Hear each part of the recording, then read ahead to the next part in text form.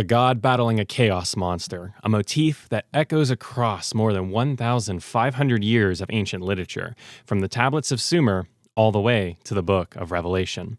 But that's not the real mystery. Hidden in the clay cuneiform wedges of the Ugaritic language are clues.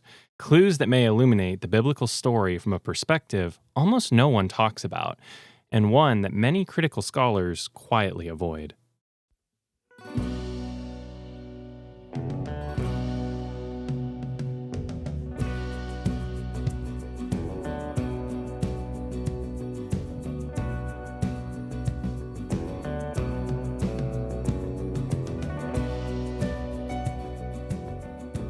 Shalom, Ana Kalikuno, and welcome to Musings on Mysteries and the Mythical Matrix. Ladies and gentlemen, musers, seekers of truth, interdimensional philosophers, and finally, all of you that desperately cling to your confirmation bias. Whether your interest is Atlantis to Zeus, cuneiform to quantum physics, we tackle it all. We're a podcast dedicated to exploring ancient history, the unknown, and comparative mythology with logic, reason, and the historic method, and a healthy dose of speculation. We also theorize the geometric fourth dimension exists and is what the ancients called the spiritual. Trigger warnings, there's a lot for this episode. A lot of reproductive related topics, possible self-harm topics, and more. I'm not going to censor a ton, but this is Ugaritic / Canaanite mythology, so yeah. Over to you for a psych fact, dear, because we're finally back. Hello. It's been too long. Yeah, you specifically requested a psych fact for authority bias. Mm-hmm. So authority bias is basically a shortcut that we create in the brain. So we attribute more credibility to someone of higher authority without full scrutiny. And it's actually interesting because Milgram, an American psychologist, he wrote that the first 20 years of somebody's life is basically living in or functioning as a subordinate in an authority system. So we kind of get ingrained that we're subordinate, and anyone of authority we can't fully question. Right. And so these heuristics, because that's what they're called in psychology, Yes. they're shortcuts for, thinking. These heuristics aren't necessarily bad in and of themselves, because, we all have to trust authority to a degree. When you go to the doctor, you don't have an MD degree. You're trusting that the doctor necessarily, I don't know, maybe some doctors in medicine are actually listening to the show. But like the average person, you don't have an MD. I'm going to the doctor without an MD, and I'm trusting a doctor to give me a good diagnosis, to give me a right pharmaceutical prescription if I need any, that he or she's not going to overdose me on a particular type of medicine, things like that. So these heuristics in and of themselves are not necessarily bad, but the problem is when it's an over-reliance on it as opposed to using critical thinking and trusting scholars or doctors or whoever else that says things that they can't fully even explain, and they just appeal to their degree to slough stuff off. And that is when it becomes a danger to critical thinking, logic, reason, etc. Well, that kind of reminds me of the example like when I was pregnant, and I was getting really bad migraines and headaches, and the one doctor told me to drink a can of Pepsi. I'm like, but I don't even drink soda. But it's stuff like that where they'll say something like semi-questionable. I know why she said it. It was because of the caffeine in there. And caffeine does sometimes help with migraines and headaches. But it was just interesting. It was an interesting experience because I had never really had a problem with authority, I guess, until then. And it's right around, because you were 23 then, so it was right around in your 20s. I've been questioning authority my whole life, though. It's been me since I was like 3 years old, so... You're the oddball. Yeah, I am not the norm. I'd make a very interesting case study for psychology, I feel like. No comment from the future psychologist in the room. Nope, none from me. Anything else you want to add, or should we jump into episode overview? I think that was everything. Definitely look into authority bias. There's a lot of dangers with it. Very interesting. And again, I'm not saying don't trust authority, but I'm saying don't trust authority blindly. Yeah, there is a use your huge brain, difference. use logic, use reason, because some of the things that we're going to be talking about in this episode kind of confronts what some of these experts in this field say at certain points. And yeah, I mean, don't trust me, don't trust the experts. Hear the facts, get the facts yourself. And, you know, if me or the experts are dodging presenting facts, logical reasoning, and stuff that survives Occam's razor, that should be a red flag for you. Anyway, episode overview here. So we're going to be talking about the Baal Cycle, and this myth poses some issues that I'll explain in a moment. But the way we're going to roll here is we're going to introduce the characters first so that you as a listener kind of have at least a loose grasp of who all the players are that'll get mentioned even briefly here or that are relevant. Then we're going to do the Baal Cycle in 5 key chapters. Then we're going to do comparative mythology and comparative motifs because we've seen some of these motifs before that we're going to be talking about. And then we're going to do biblical linguistic parallel analysis. And then we're going to talk about just some general concerns about academia, things that I've observed briefly. And then we'll do some housekeeping stuff, just kind of catch up a little bit because it's been like over a month since we recorded. Finally got my new mixer. I had technological issues. That's why we haven't recorded. So We are alive and well. yes. Dead air is always bad. I was hoping you were going to say something while I took a sip of water. Oh, sorry. That's fine. Okay, so we are going to go into introducing the key characters in the Baal Cycle here. So the first one, of course, is Baal. This is specifically from so this gets a little hazy because Ugaritic, Phoenician, Canaanite all kind of bleed together. They're very similar cultures, and they frequently use the term Baal for their deity because Baal in Semitic tongues, Baal, Bel, Baal, Balu, however the specific tongue phrases it, is just the title for Lord. So it's a very like Lord something, you know, or just Lord in general. So there's this very broad usage of it. So it gets a little hard to decipher which deities are what when we're doing a broader comparison. But my understanding here is we're referencing Baal Safan or Baal Hadu specifically, or sometimes also just known as Hadu in this mythology account. Are you talking about like Lord, or like you said deities, right? Yeah, so Baal just means okay. Lord. Yeah. Okay. So specifically, this character, Baal Hadu, is the Canaanite storm deity, also going up to Ugarit, seen in the Bible as well, who's worshipped and it's labeled as apostasy. Distinct, let's see, I think I already explained, all that. He's associated with the fertility of the land, son of Dagon, and of course, I mean, it makes sense, a storm deity associated with fertility of the land because rains come, storms come, and that's what gives your crops water so that you have crops and that you can eat. And, also feeds the animals so you can hunt. That's interesting because usually fertility is associated with women or like a female like deity or anything like that. Yeah, and there is a goddess of love that we're going to talk about here in a moment as well. So yes, you're kind of hitting on something, but this is more fertility of the land specifically because of like the storm emphasis versus like fertility of humans and romantic love. That's my understanding of this.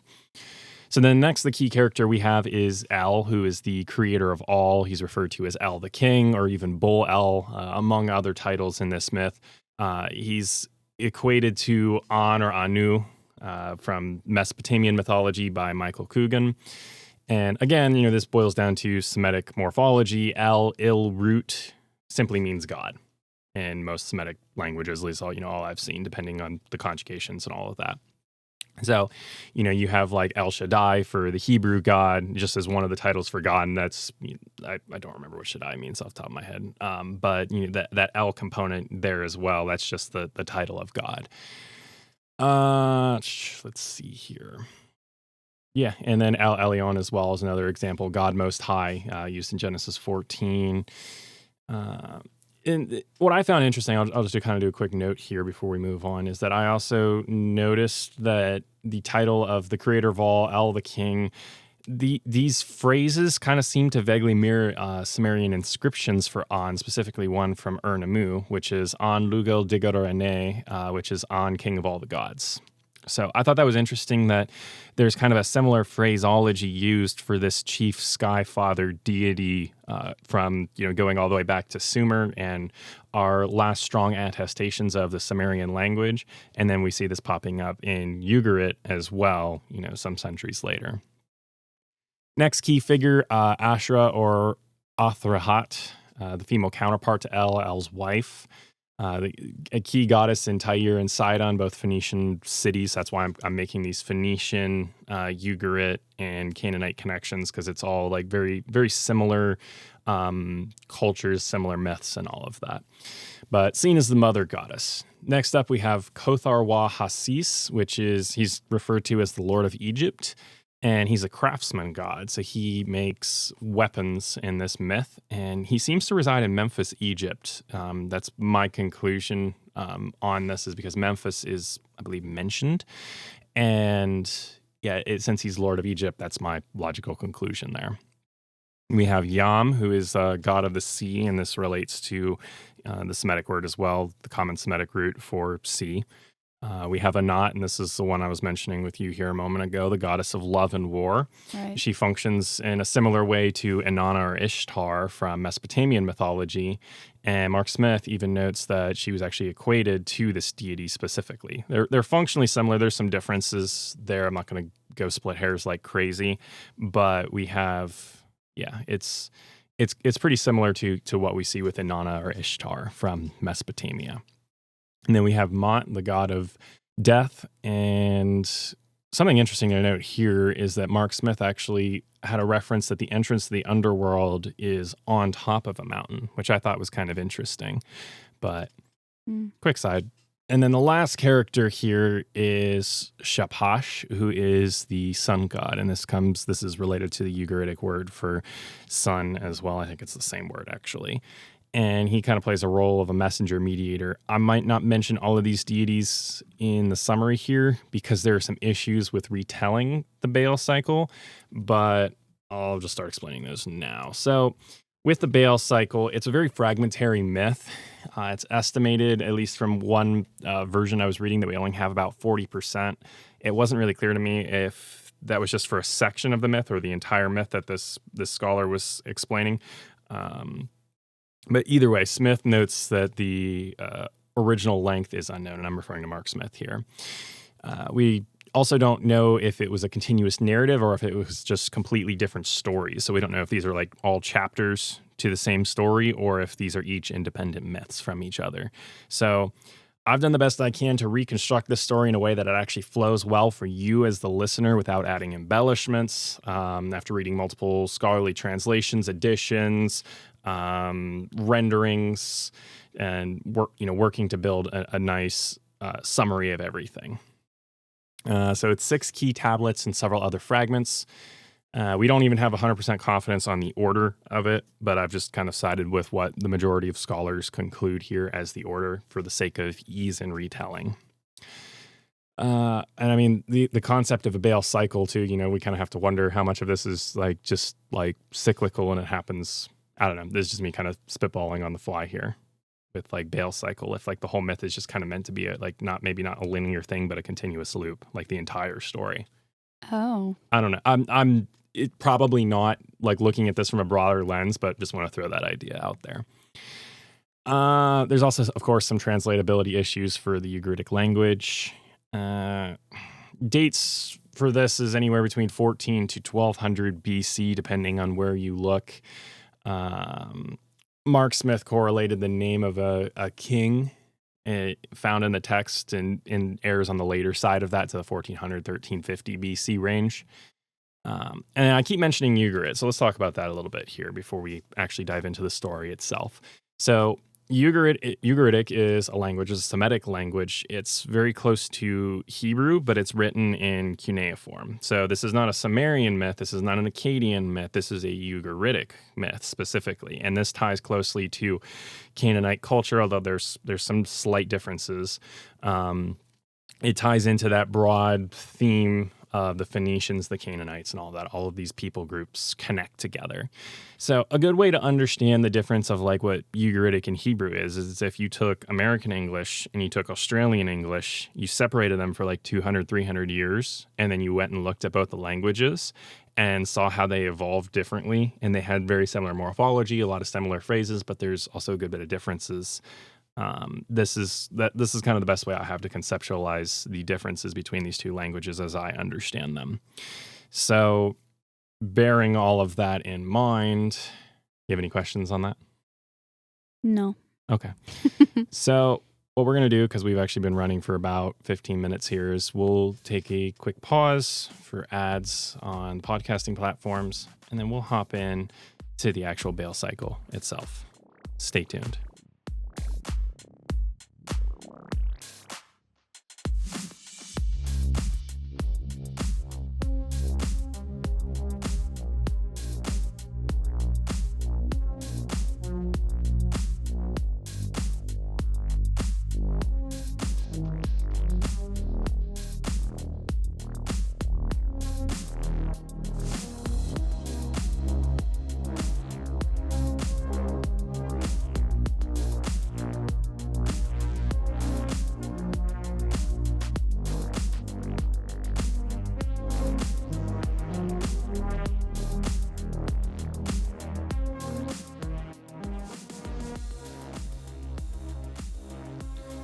And in part one here of Baal and the Baal Cycle, Baal faces Yamm, the sea god. So this part here, the sea chaos deity Yamm demands Baal from El, the chief god, along with Baal's powers via messengers.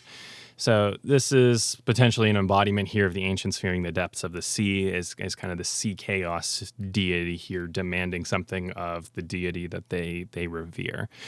But in contrast to other myths, there seems to be more of a cordial relationship between El and Yamm here than I've seen in like the Enuma Elish, with Tiamat being a chaos deity.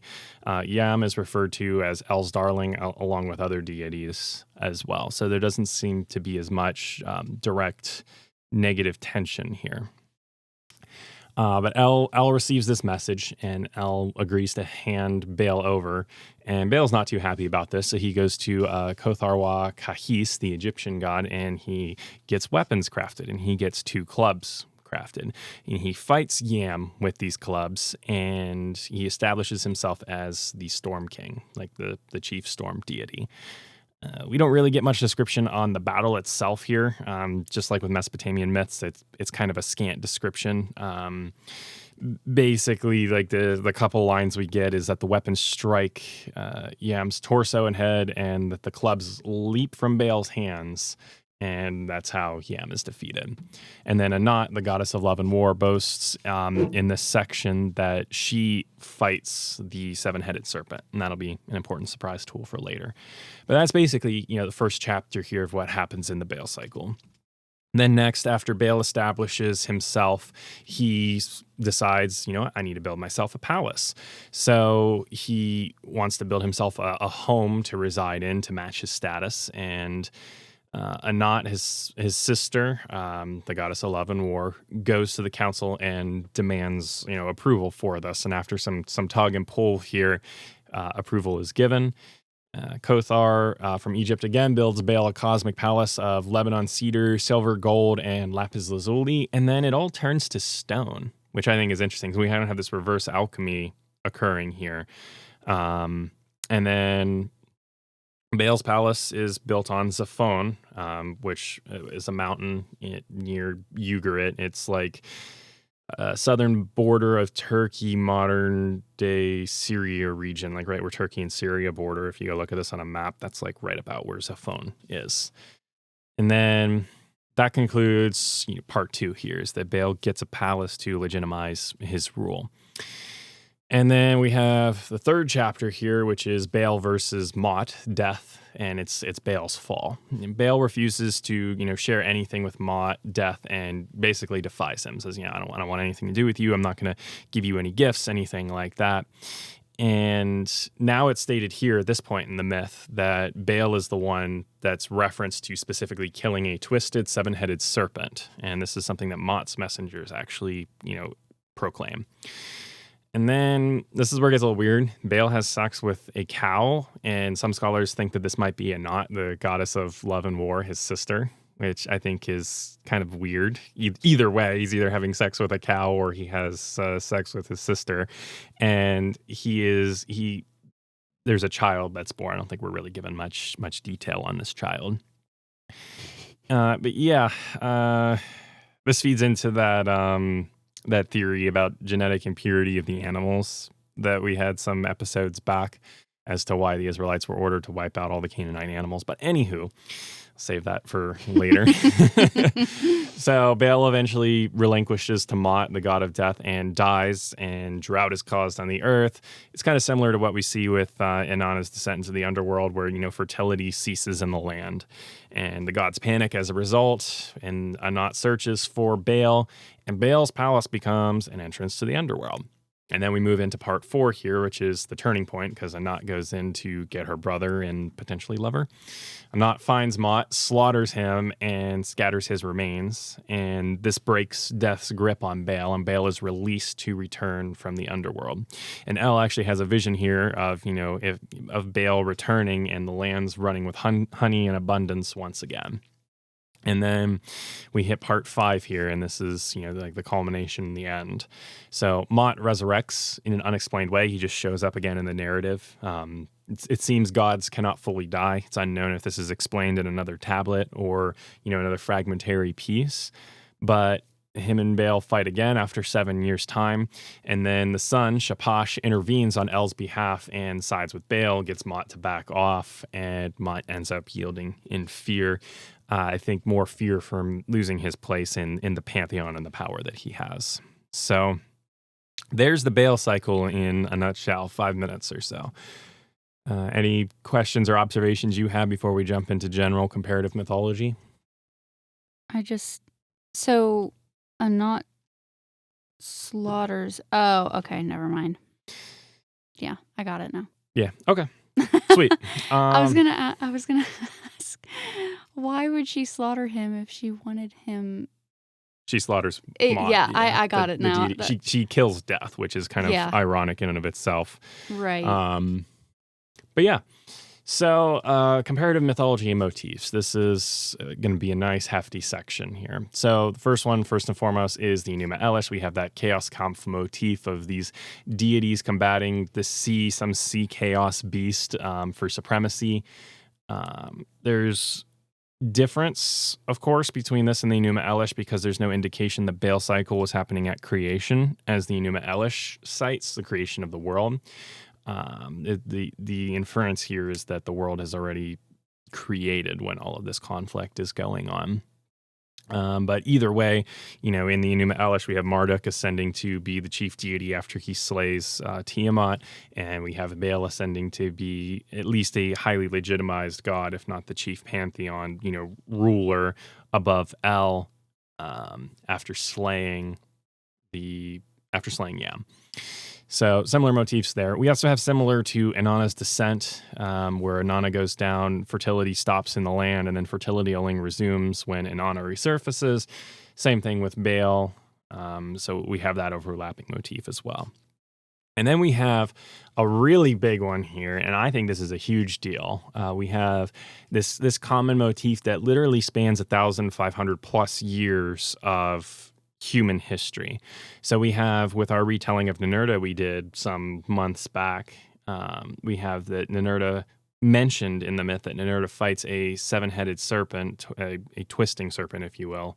The seven-headed is stated, the twisting serpent is inferred. We have a reference to this in Isaiah 27 about a seven-headed serpent being fought. And then we have a reference to this as well in Revelation of a twisting serpent being fought. So there's a lot of imagery and motifs that are shared spanning all of this time. So I think my understanding of what some scholars are saying is that because of the similarities with Isaiah 27 and maybe even Revelation, that there's influence from the Baal cycle as a result. But then my problem with that is that you are then forced to consider the influence that Ninurta has on the Baal cycle. And then you are basically just saying by inference that it's all just a transmission chain. And I think that oversimplifies the myths of these regions here a little bit, because you can't say, oh, well, Ninurta and the Baal cycle developed independently, but the Bible copied the Baal cycle. You're defying your own logic in saying that, because you're claiming independence on one and you're claiming dependence on the other, which is possible, but we just don't have enough evidence to claim that absolutely. We have to consider, all of the possibilities, and I think if we're going to consider independence for one, we have to consider independence for all. Especially because there was a lot of influence to the Ugaritic region from the Sumerian and Akkadian region. Akkadian and Ugarit are relatively close languages. They're shared words. We have evidence that the Akkadian language was actually at Ugarit as well. There's a whole slew of things to point to influence here. So, but yeah, so I mean, if we take a step back and we look at this from our perspective on MQuad, which is that shared motif pool, the myth pool, that it's all one original story that's just distorted and remembered differently in each culture. Who really kills this beast here? Is it Anat? Is it Baal? Is it Ninurta? Is it Yahweh? Is it Michael? Who is really the one that's having the showdown with this seven-headed serpent here? And that's a question that I'm asking, just to the audience generically, for you all to consider. Not necessarily going to give an answer right now. This kind of depends on how you approach this, what worldview you come from, how you interpret the evidence, things like that.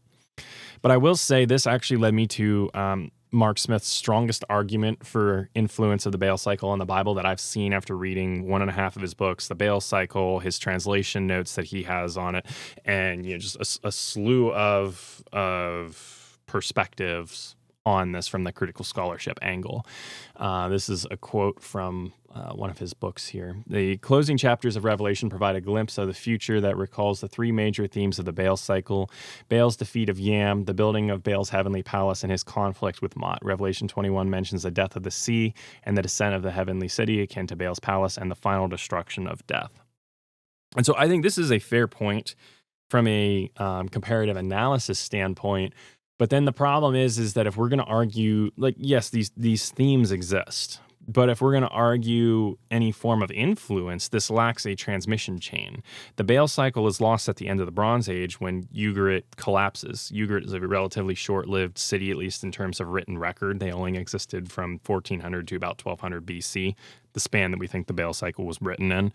So, 1200 BC, this is all lost to us, at least, as far as Ugarit goes. And it just suddenly appears then in 90 AD when John is writing Revelation, 1,300 years later, if we're assuming not a divine revelation like the biblical perspective argues, which, that's where I lean. But, if we set that aside for a moment, we have this problem of transmission. If it's not divine revelation, there has to be some non-written tradition for these motifs that we see popping up in Revelation from this critical scholarship, point of view. But if we have a non-written tradition, this kind of defeats the whole influence argument of Baal to the Bible. Is, how do we know a non-written tradition didn't exist during 1400 BC that the Baal cycle borrowed from Ninurta? And how do we know Ninurta didn't borrow from some other myth that we've now lost? Because all we have, writings going that far back is cuneiform writing. Simon Parker is one of the translators of Ugarit mythology, seems to lean towards the theory that there's a shared pool of motifs this ancient Near Eastern culture is pulling from. And this leans more towards the myth theory that we embrace here on MQuad. So this begs an important question then, whether we look at this from a biblical perspective on the myth or not. Did the seven-headed serpent battle already happen, or is this a vision of something yet to come, or both? This is a question I think we need to ask. If we're looking at this as not just mythology, if there's something more to this, Is this just describing a past event that happened, thousands of years ago? Or is this describing something yet to come? Is it a repeat battle that has to happen? What do you think? Hmm. Just whatever. There's no right or wrong answer on this, really, because we don't have the evidence to make an absolute claim. It's just perspectives we're seeking at this point. I don't really know. I don't. Um,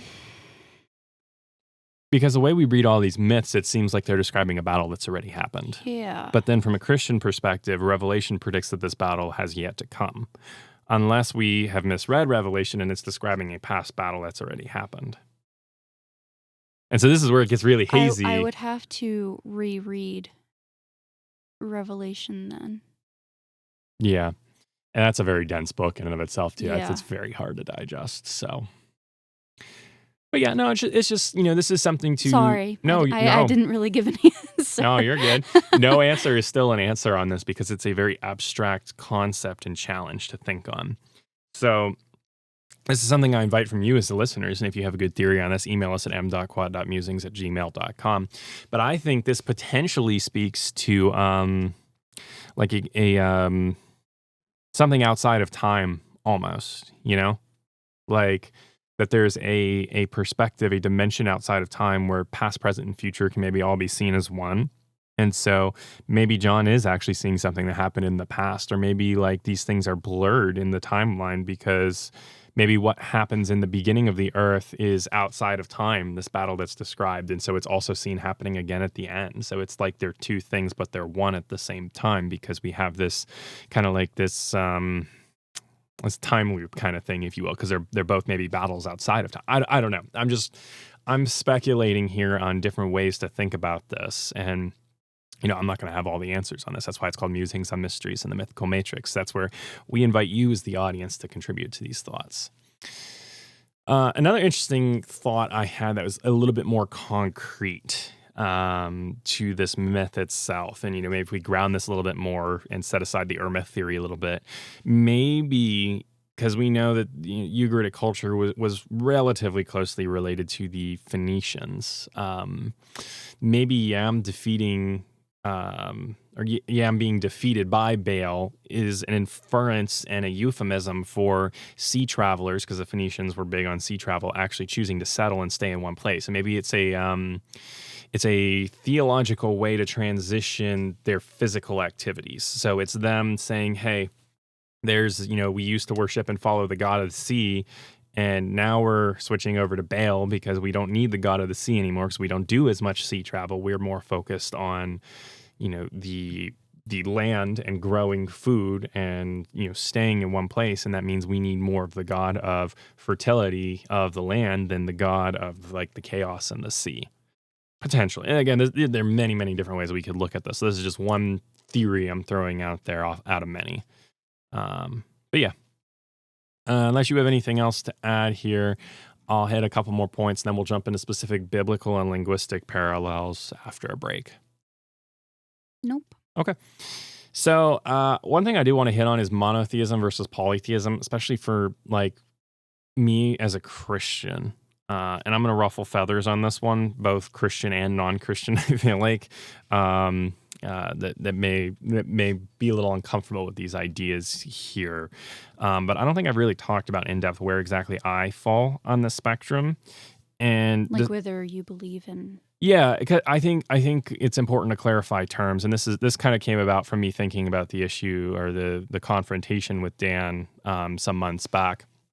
And I actually do agree with him on this point. I think that because he's hesitant to use the terms monotheism and I think polytheism as well. And I agree with this to an extent. I think we have to be careful not to to use really big academic words either. Mm-hmm. I think we have to take things and put it in ways that people can understand. But I do actually agree that I think using monotheism and polytheism without at least clarifying terms is a bit of, I don't want to say an issue, but it can create some confusion.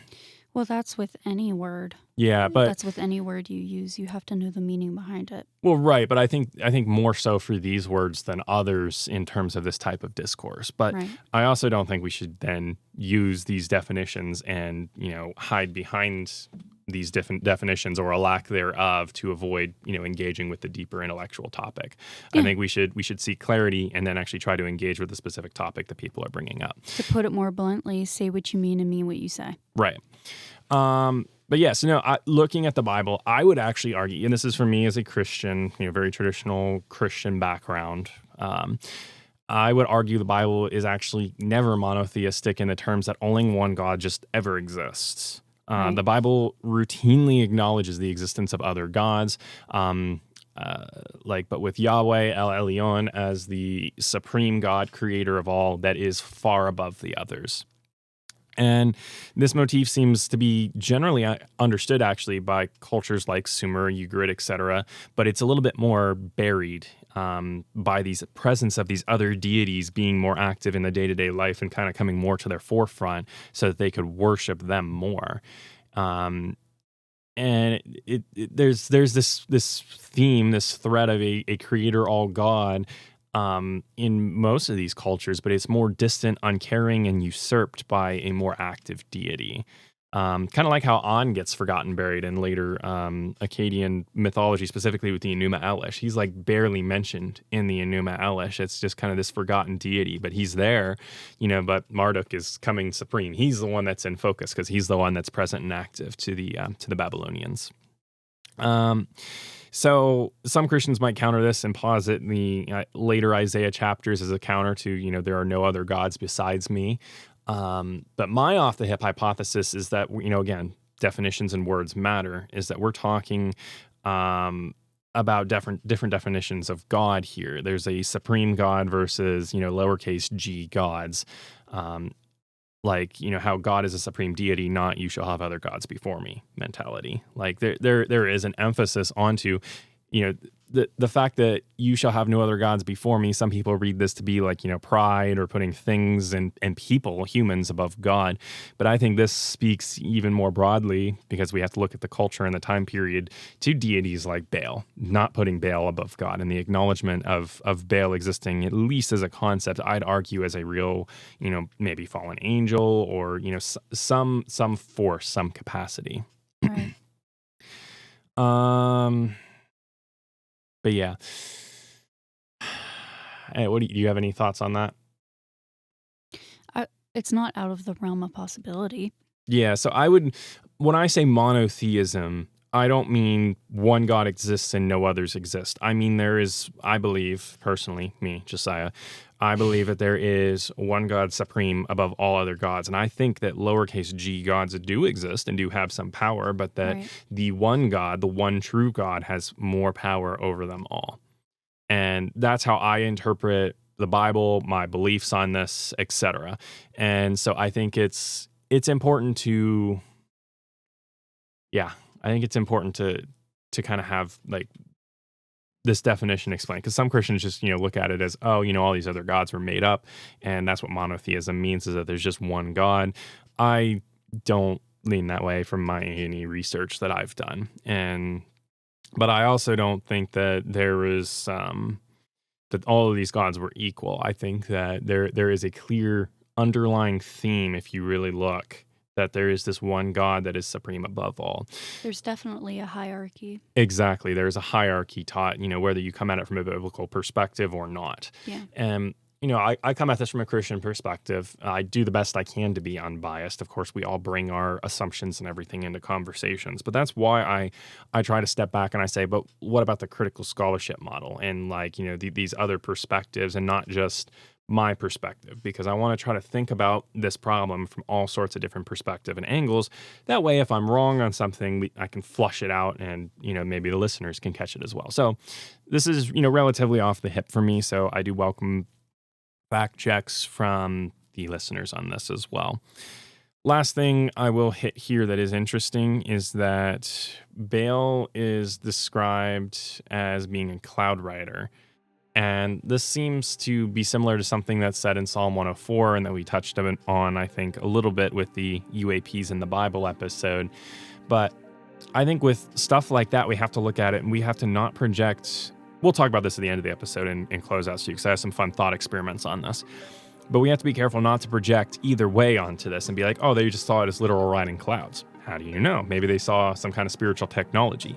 But I think we also have to be careful to not just say, oh, it was a UAP, because both extremes are dangerous. But I don't think with everything that's come to light with the U.S. government, Tic Tac, UFOs, all that stuff, even the U.S. government saying UAPs exist, I don't think we should dismiss any one thing off the cuff. So, all right, stay with us. We're going to hit some biblical linguistic parallels. I have a couple bombshells I'm going to drop in this next segment here, so stay tuned. You won't want to mess up.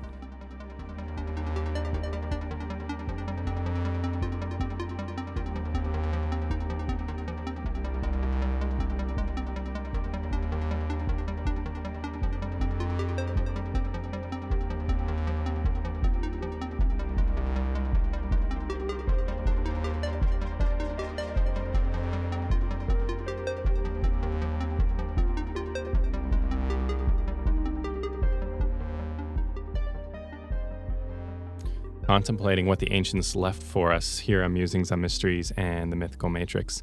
And we return from the quantum realm of ad breaks. I don't know. I was all right. trying to say something and you didn't hear me. Oh, and then I'm you sorry. hit to record. Well, we're always recording. I just have us muted. Well, yes. Because it makes it That's easier what I in meant. post-editing, because I don't have to edit in segments that, We I do did this that all in one go. Yes, this is all one take. No breaks, no mistakes. That's the thing too, when I get criticized for making a mistake. It's like, how many times on the show have I said that we're 80% wrong, 70% wrong on our facts 80% of the time or something like that? People think that making mistakes is a bad thing. It's not necessarily a bad thing until you don't admit that you make them. Exactly. And you don't learn from them. Exactly. Then it's a bad thing. It doesn't matter if we make mistakes. It's going to happen. The whole point of this show is that, we don't have all the answers, and I'm trying to find the answers. That's and the I'm applying the point. critical, or not the critical, but the scholastic lens that I've been trained in, erring more on the historian archaeological side. I'm applying this methodology that I've learned to these subject materials, and I'm musing on them. It doesn't mean I'm going to have everything right. Anyway, yeah. It's like that meme or whatever, the template where it's like you versus the point, and the point just flies right over. Yes. Not to be mean, but it just reminds me of that. Yeah. But it's and I welcome the fact checks. I mean, even Steven, one of our dedicated listeners, we've had some great conversations on stuff, and he's even respectfully challenged me for some confirmation bias he thought I had. Yeah. And I've been able to go back and say, hey, here's why I don't think this is confirmation bias. Here's why I believe what I believe, and then we've gotten on the same page with it. Yeah. But it's about respectful challenging of each other's ideas and exploring these concepts, not not just being like, oh, you made a mistake, it's the end of the world. It's like, no, I don't know everything, but I'm working to learn more. So maybe instead of getting 70% of our facts wrong 80% of the time, we're getting 60% of our facts wrong 70% of the time now. So it's yeah. People get so threatened by just having a little piece of information wrong, and it's not necessarily a bad thing. Again, it's okay to make mistakes, but yeah, this is why when even when we're not recording, we say be a Steven. Yes, exactly. We just say it all the time now. that needs to go on merch. Be a Steven. It does. Yeah. A t-shirt. Yeah. But no, even and I say all this, so that doesn't mean, oh, don't listen to us, we don't know what we're talking about. It's no, we do the best we can. I cite sources on this and everything, but it doesn't mean I'm going to get everything right. It's the same exact reason why there's new developments in research for medical news and even psychology, new discoveries with that, and the neurology behind, or the neurobiology of different things. New stuff is always going to come out and disprove other things in the past. It's always going to happen. Well, even Wes Huff, when he was, doing all of his big interviews and everything, he made a bunch of mistakes on different things that he said. And he even did a, Wes Huff debunks Wes Huff video where he goes through and he debunks himself and he corrected himself on things. And it's that's how you get so much respect. Yeah, by exactly. admitting you're wrong and pointing out and being open and honest about it. Yeah. So. Even scholars can be wrong. Yeah. Some much more than others. But yeah. Anywho, we'll leave it at that. use critical thinking, and we'll jump into the actual linguistic analysis here because I know you all have been waiting for that. So Yes. sorry about that tangent. Sorry. No, you're good. That was on me. So first thing that we'll draw parallels to here is Zaphon. This is the place where Baal's throne was believed to be, very close to ancient Ugarit. I already said, the border of Turkey, Syria on the Turkey side.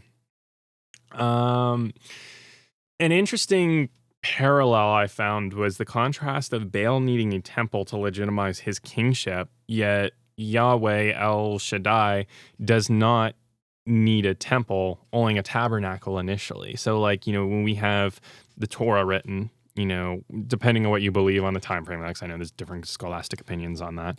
We have the Torah, we have the book of Judges, and then we have Joshua and Judges, and then we have 1st, 2nd Samuel leading up to the anointing of Saul and then David. All through this time period until we hit Solomon at around 950 BC, God's dwelling place is in a tabernacle, in a tent. This entire time, all the way from the Exodus from Egypt all the way up until around 950 or so when Solomon builds the temple. So it's an interesting contrast here that Baal is seeking a temple and needing a temple, and that Hebraic culture is not so interested in the temple at first. But yeah, I think that's an interesting side note here. But then this leads into something else that's mentioned in the Baal cycle, because a lot of the Baal cycle is just correspondence between deities. It's them sending messengers, say unto them XYZ, and then they go and say XYZ, and then so-and-so responds and says, tell them ABC. So a lot of the Baal cycle, you need to go read it yourself if this is something you're really interested in. A lot of different versions and summaries and original translations and everything line by line.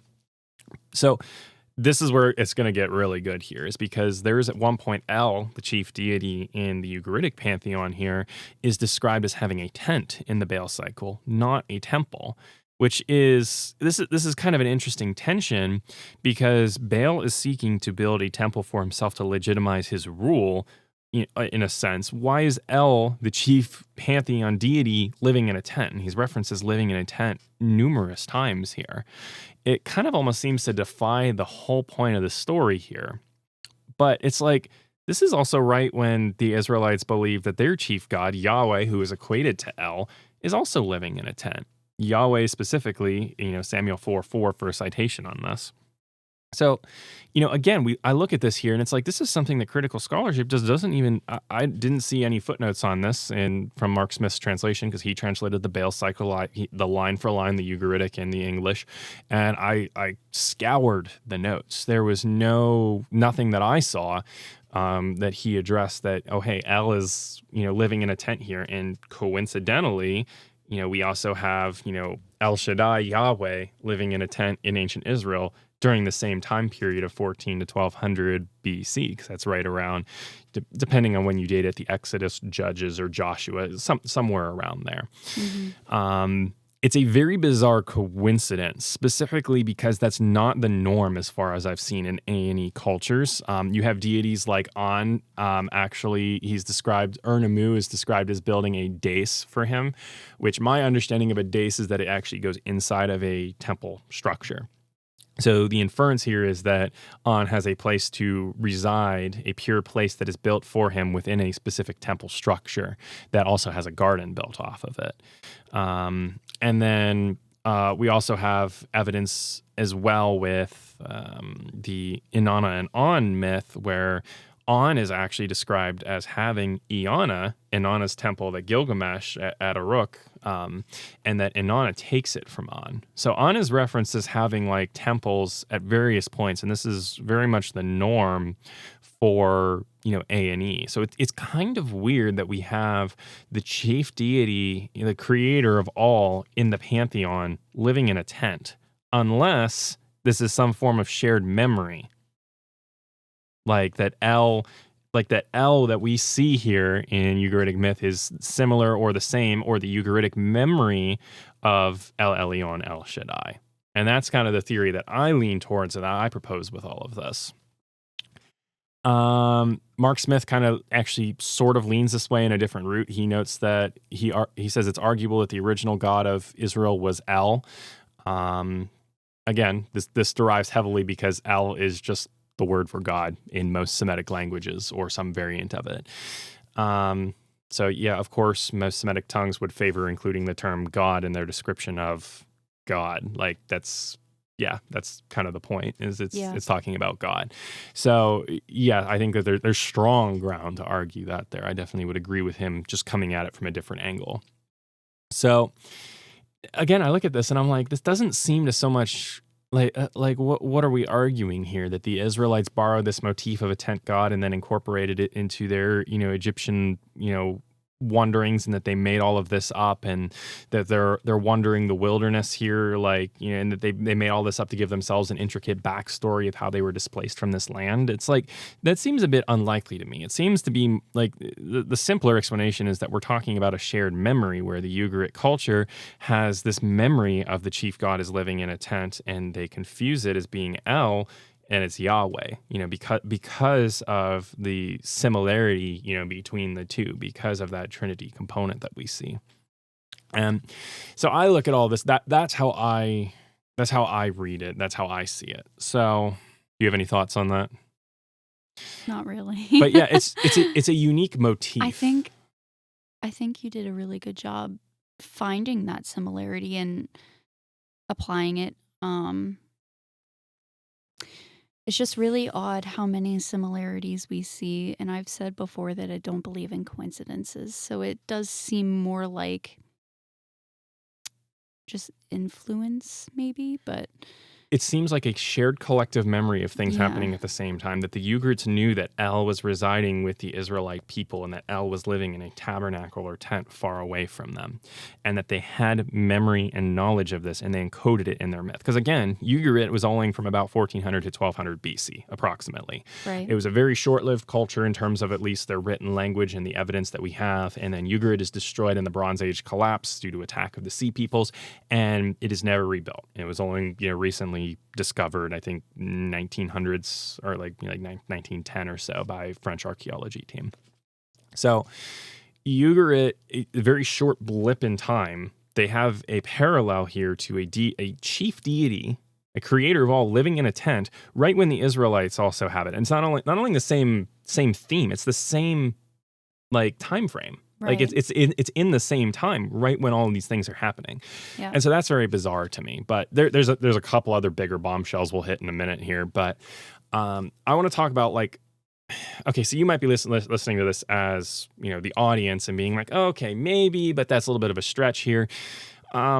Maybe I'm misreading some of this, but it seems like a lot of these scholars try to force more parallels than actually exist as well, too. So I have a bone to pick here. I know. Yeah, I ranted to you about this one when I read it multiple times. So first and foremost, respect for the scholar. I don't mean this is disrespectful in any way, but this is just my critique on my academic critique, learning Sumerian, Akkadian, currently learning Hebrew, learning Ugarit, just started that, and a whole bunch of other languages. But the author from Stories of Ancient Canaan, Michael Coogan, tries to force, at least my reading is he's trying to force a parallel, that because Baal's temple is built with cedars and Yahweh's temple, when Solomon built it, is also built with cedars, that there's some kind of parallel or meaning there. And then he also tries to draw parallels because Solomon prays a blessing for rain when he's blessing the temple.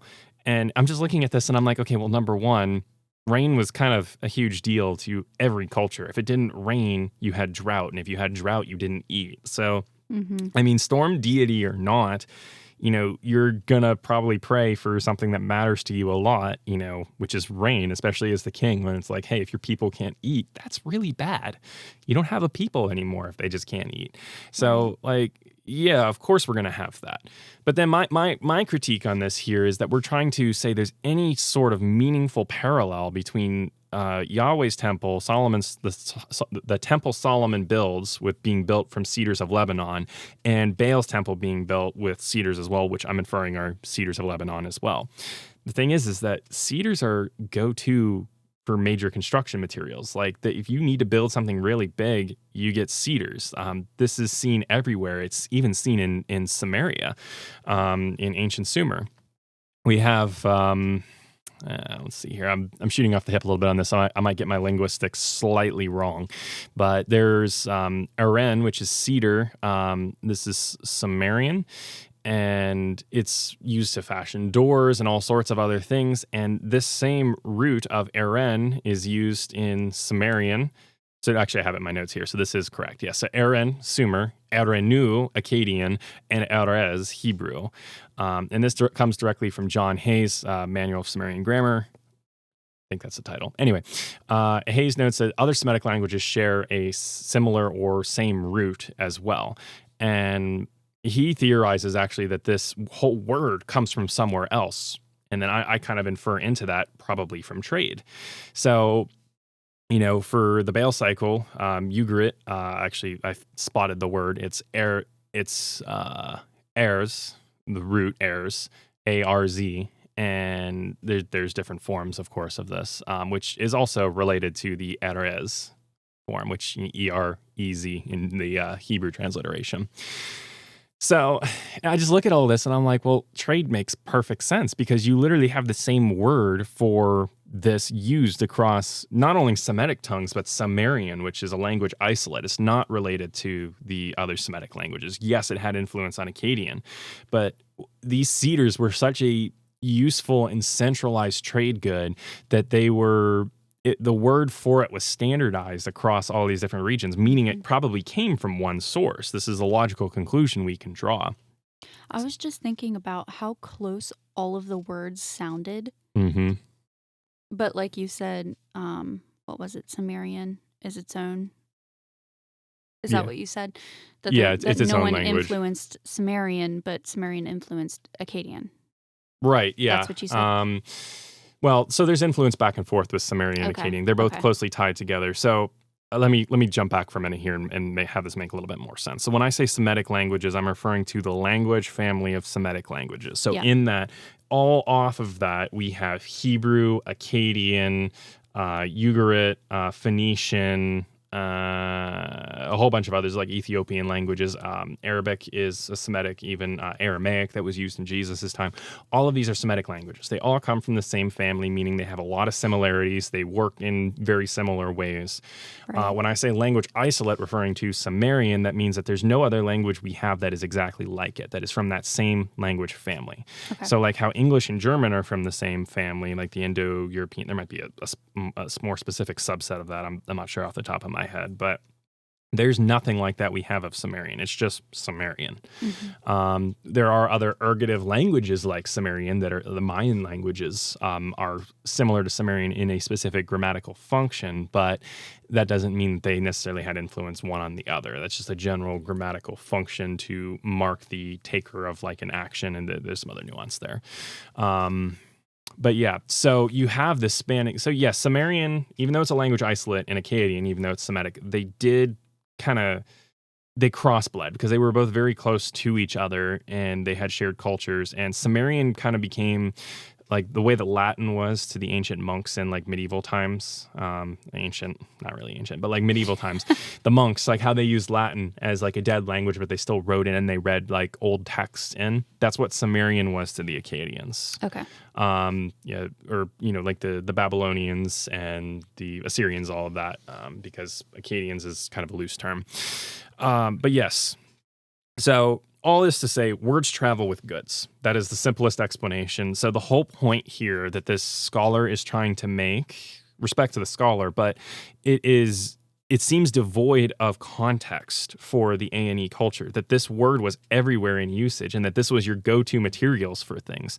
John Hayes notes that cedar is used for, you know, like in Sumerian with the root word erin.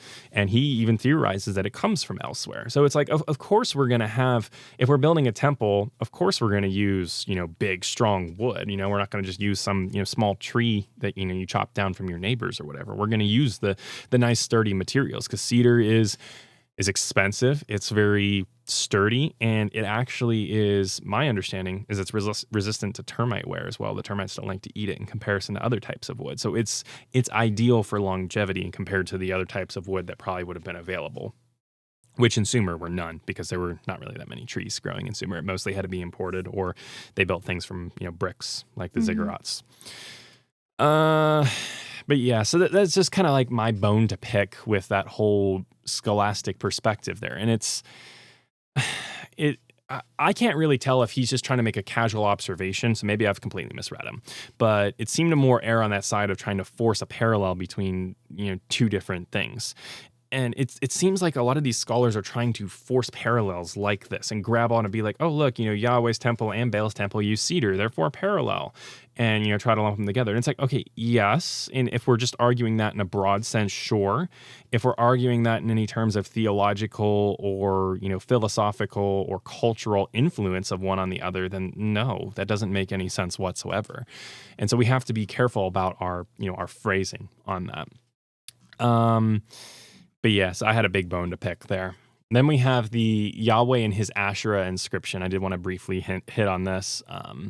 There's an Egyptologist on YouTube, I forget his name and channel, but he argues that this is actually an incorrect interpretation and that it's Yahweh and Asherah poles that are being mentioned, and he has a whole argument from that off of the linguistic nuance there.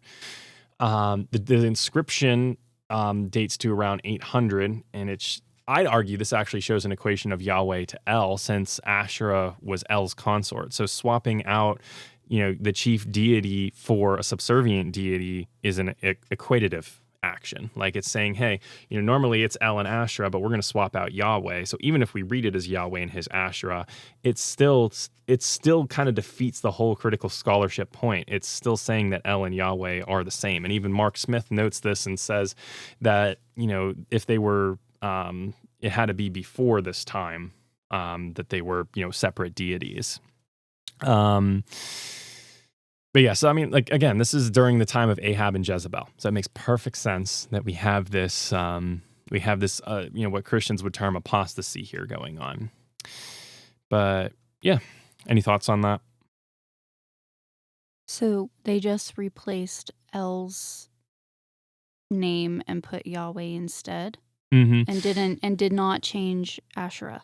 Yeah, so they put in this inscription, I think it comes, I'm trying to remember the specific region it comes from, but I want to say it's on the Saudi Arabia Peninsula. I could be mistaken on the location, but I know it's not Ugarit. It's not like Israel. It's kind of southeast of Israel that they found this inscription, but it says Yahweh and his Asherah, or depending on how you read it, Yahweh and Asherah poles.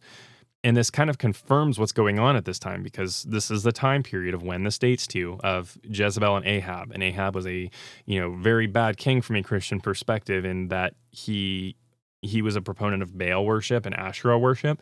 And Jezebel actually had all of the prophets of Yahweh hunted down and killed. So it fits the timeline of what we see in the Bible. And so when people point to this and be like, look, this disproves the Bible, it's like, no, this doesn't disprove or prove anything. You could argue this either way, but Occam's razor says if it fits the historical account that we have, I'm going to lean towards trusting the historical account. I'm not sure why they would think that would disprove it. But again, there seems to be, and I don't want to do an overgeneralization here, but there seems to be a desperation in a sense from certain, whether it's scholars or just people on the internet or whoever, to try to force evidence to mean one thing that it doesn't necessarily mean. If you actually look at it and think about the evidence itself, it more supports a traditional reading of the Bible than the Bible was edited and redacted and that polytheism, was the norm to the Israelites. I could make a comment about Hollywood. I guess I'll do that. But we see a lot of attacks, spiritual attacks on Christianity itself. We see a lot of negative associations with Christianity in music videos, costumes people wear, TV shows, like all sorts of stuff. You will never see that with another religion. That is a fair point, that people are more hesitant to mock other religions, but they're more ready to mock Christianity. And I seriously think there's a reason for that. I think that it's because there are a lot of scholars out there that are so eager to disprove it. But I don't know. I want to say that they feel threatened by Christianity somehow to openly mock it and attack it as the way they do. And not the other religions in the world. Yeah, and we're not meaning this as a victim mentality by any means. This is just an observation on whether they attack Christianity or not. That has no effect on me being a Christian. It's just an observation that I see in modern day times. Right. I mean, people are very ready to mock Christianity. I don't see anyone ready to mock like something like Islam. And I'm not saying people should go mock Islam at all. But like I'm just saying this is an observation I'm making. I think it's a very fair point that you bring up, that there seems to be like even with what we're talking about here, actually, because this is something I'm just thinking about now with Jezebel. She orders all the prophets of Yahweh to be hunted down and executed. Like, we see that in reverse now, where Yahweh, is staunch against have no other gods before me. But worshiping other deities is like multiple deities at the same time, making sacrifices and bowing down to other multiple deities was the norm in A&E culture. Perfect example of this is Ur-Nammu. He restored temples or days for Inanna, An, Enlil, and a slew of other deities. Even his name has a deity in it that's believed to be the original Sumerian Tiamat, potentially. So it's not even just with that culture, with many other cultures. Right, but I'm citing like the oldest that we can grasp. Yes, like this is something that goes back. Worshiping other multiple deities is the norm, and like saying you can't worship any other deities. That's kind of weird. We only see it happening with Yahweh worship, at least far as I'm aware at this point. Yahweh worship, and then in reverse to it, attacking Yahweh worship. But stay tuned. I have a couple more thoughts. I have another big scholastic bombshell that I'm wanting to drop here, and then we'll do some housekeeping and closeouts. Stay tuned.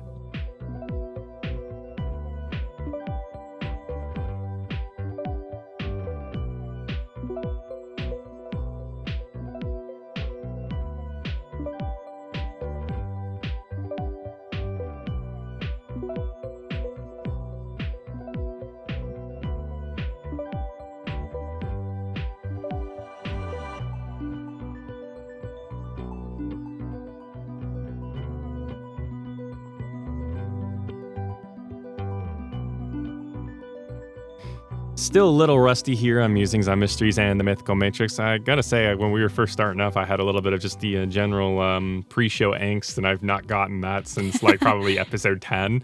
It's like, a little out of practice here. That's no bueno. So, I think it's okay because you're coming as yourself.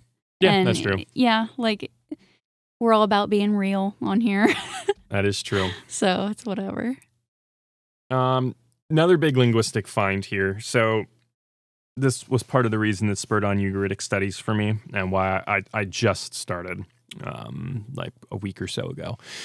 But Ugarit and Hebrew are pretty common with each other, and apparently Ugarit is often used to cross-check Hebrew words because they're not the same language, but they're so similar. We can often glean what is meant by a more obscure Hebrew word by looking at the Ugaritic equivalent to that word. So that's like using German to determine a meaning of something in English, because like, we aren't sure of the meaning in English, looking at it from we're 2,000 years in the future, looking back on American culture. So it works. There's limitations, but it works. This is used by scholars. But actually what's interesting is that because some scholars have tried to argue within the Enuma Elish that the name Tiamat, the deity that Marduk faces and defeats, is related to the word Tehom, which is used for deep in Genesis 1-2. And the Baal Cycle actually 100% debunks that, because the THMT root there is used in the Baal Cycle, and it references explicitly deep. And even Mark Smith translates it as explicitly meaning deep. And I think John Heenergaard in his, it's either the Akkadian or Ugaritic, I forget which, but in the manuals he has inner cross-language comparisons, and he notes that all three of the roots for I think it's Tiamat as well, actually. Tiamat, Tehom, and THMT and Ugaritic all speak to deep, not a goddess. And so I think that's that's kind of like the nail in the coffin for me, where people are trying to take Genesis 1-2, it's this deep, it's this Tehom that we see. That's like I get very frustrated when I see that online by people posting shorts and videos and stuff. And it's like, Ugarit disproves this. This is kind of like the nail in the coffin. There's 1,000 reasons that this is like not true, but like this is 1,001. I mean, it's like the same thing too. Like there's a lot of loan words that exist between these three languages. Shamash is the Akkadian sun deity. It's also the word for sun in Akkadian. I just went over that one today in my vocab actually. It's both. In Hebrew, Shemesh is sun. Again, different vowels, but the same consonantal roots. And then Shapash is the Ugaritic sun deity. So you can see not exactly the same, but there's similar morphology in all three. Yet we don't argue that, whenever the Bible says Shemesh, that it's referring to Shamash, the deity from the Epic of Gilgamesh, the sun god. Right. We don't argue something like that. And so looking at this, looking at the clarity that Ugarit brings, because the Baal Cycle was written a couple hundred years, I think, before our oldest copy of the Enuma Elish. So this is resounding proof that this word, this root, THMT, was used exclusively to mean deep, and understood to mean that dating back to potentially 1400 BC. So then to argue that 600 BC, that the Hebrews then go and they copy the Babylonians Enuma Elish and they reconstruct their Genesis narrative off of it, and this Tehom is a lingering of the Tiamat placeholder is something that just doesn't hold any weight scholastically, at least as far as I can tell here. Yeah. Let's see. I also thought it was interesting that there's messengers being sent back and forth between these deities so much in here. It's kind of similar to how angels are sent to like prophets and stuff in the Bible. I'm not saying it's the same, but it just kind of seemed like a similar motif that was worth a brief mention. And then I had one last big bombshell I found, and I didn't initially catch this one at first, and I only caught it on my last reread prepping for this episode. And then I want to talk about methodology, and then we can do some final thoughts, housekeeping stuff, and everything. So this is from, I believe I'm citing this right. I'm still kind of confused in the full citations for these Ugaritic myths, but this is one of the Baal Cycle tablets, 7cat KTU 1.1, column 3, line 14. This is El speaking, and El says this, the chief deity. This is straight from the Baal Cycle. The name of my son is YWO-Eliat. Now, the way that these work is that, again, with Semitic languages, we tend to only get the consonantal roots. We don't get the vowels that go in between. With Hebrew and Ugarit, we have that. So Mark Smith doesn't translate YW. He just transliterates it as this is how it appears as YW. And we could, I thought this was interesting. Like we could just be looking at an unknown Ugaritic deity here, or maybe just some linguistic nuance that we're missing. But it is kind of weird to me that YW appears and that is what we see within the name Yahweh, where the Hebrews don't seem to write it just YW. I think they write it YHWH or YHW or something like that. Like they put at least one H in there. But for a different region to just put YW, like that fits. Like you could infer that the H sound is maybe inferred in the vowels depending on how you would pronounce it. Maybe the Ugarits had a different dialect where they didn't pronounce the H sound as much, from that Hebraic tradition in the way that they said it. Maybe they even said it in a mocking way. So they specifically left off the H's. There's a number of different angles we could look at this from. But it's interesting that those two key consonants that are in the name Yahweh also appear for a specific son of El within the Baal Cycle, which also ties into Deuteronomy 32, of course, with this, pantheon of deities being given these different nations and that Yahweh has given Israel. Yeah, so Yahweh is argued, let's take a step back here. Yahweh is argued to come from the Sinai region by critical scholarship, at least some, depends who you talk to. I can't seem to get a clear answer on where any one scholar lies on this. I've read 1.5 of Mark Smith's books, and I'm still confused on what his full perspective is, just because it's so dense, and it's not very clearly stated what the exact thesis is and everything. But that's at least my understanding, is at least some would claim Yahweh comes from Sinai region. But yet there's still a possibility here that he's actually appearing in the Baal Cycle during the late Bronze Age, and that's a huge contention to this critical scholarship model. That's a big deal. And hey, I mean, if we apply these standards of cedar trees and all of these other connections, this is basically proven. If we apply the standards of critical scholarship against the Bible to this, like this is proof here that Yahweh exists. Now, Yeah. I'm not saying that. I'm just saying that, like, look at the standards here.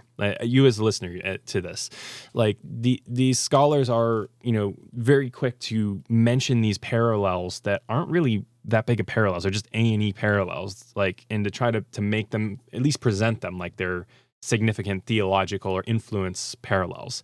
Yet we have something like this where Mark Smith doesn't even provide a footnote on this deity, YW, which I think is interesting.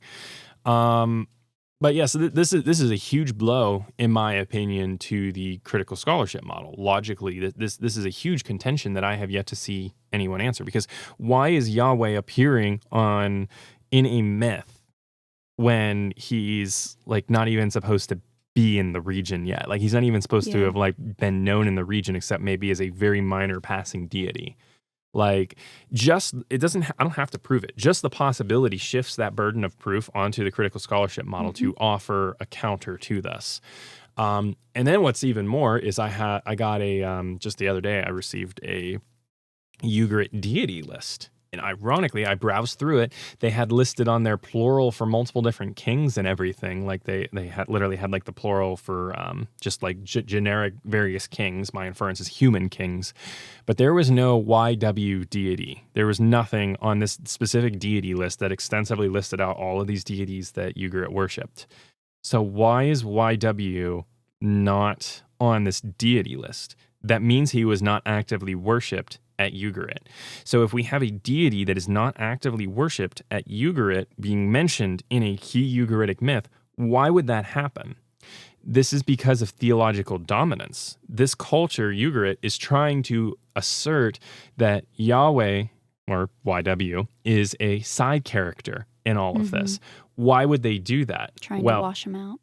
Well, also fear. Yeah. Because right around this time is when the Canaanite conquest has happened.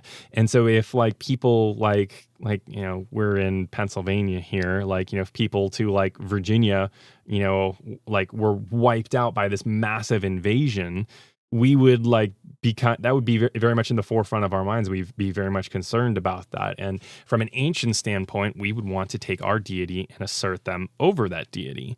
So if Israel actually invaded Canaan around the time, that many biblical scholars would actually place the date of around 1400 or so BC, this aligns perfectly because Joshua's conquest is happening or has already happened by the time of this authorship. And so they see this power of their people getting wiped out to the south and they're scared. And so they put it in there to kind of be like, oh yeah, this deity exists, but, Baal is still the one that's supreme, kind of a thing. This is about theological dominance here. But yeah, and I mean, this fits the theme as well, because in the Bible, we have, so let me back up. When we're looking at different deities here, we can't just be like, oh yeah, this deity equals this deity automatically, because a lot of times the names don't translate as well. We get a little lucky with some Semitic ones because it's, similar families. But, with like, I think On is generally equated to like El.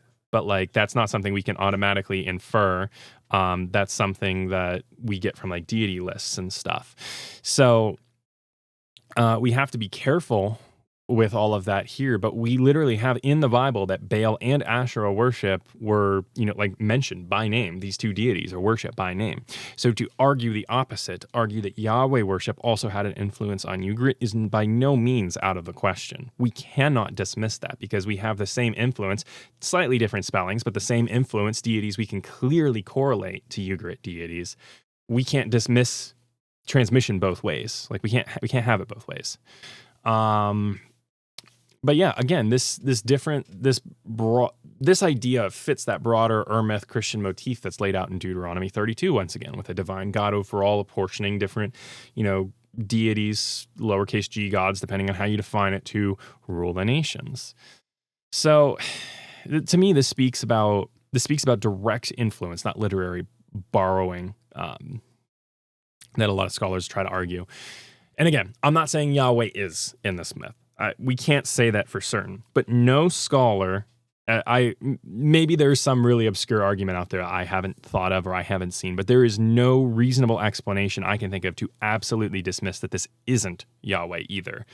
And that is a huge problem then for critical scholarship, because then it's shifted. The burden of proof is on them to show why their model holds over trusting the narrative of the biblical account, when the narrative of the biblical account matches both El having a tent and Yeah. potential Yahweh appearing in Ugaritic myth. Why do we have two things that strongly scream influence of the Bible on Ugarit to a myth that dates to 1400 to 1200 BC, late on the later side, if we go with the critical scholarship dating?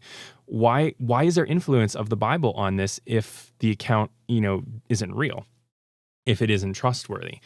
And then, okay, so if we just, because then maybe one of the counters to this a critical scholar could offer is, oh, well, the Israelites just came, earlier. It's still a Sinai deity, but a Midianite deity, but it just came into, the Canaanite region earlier than we think.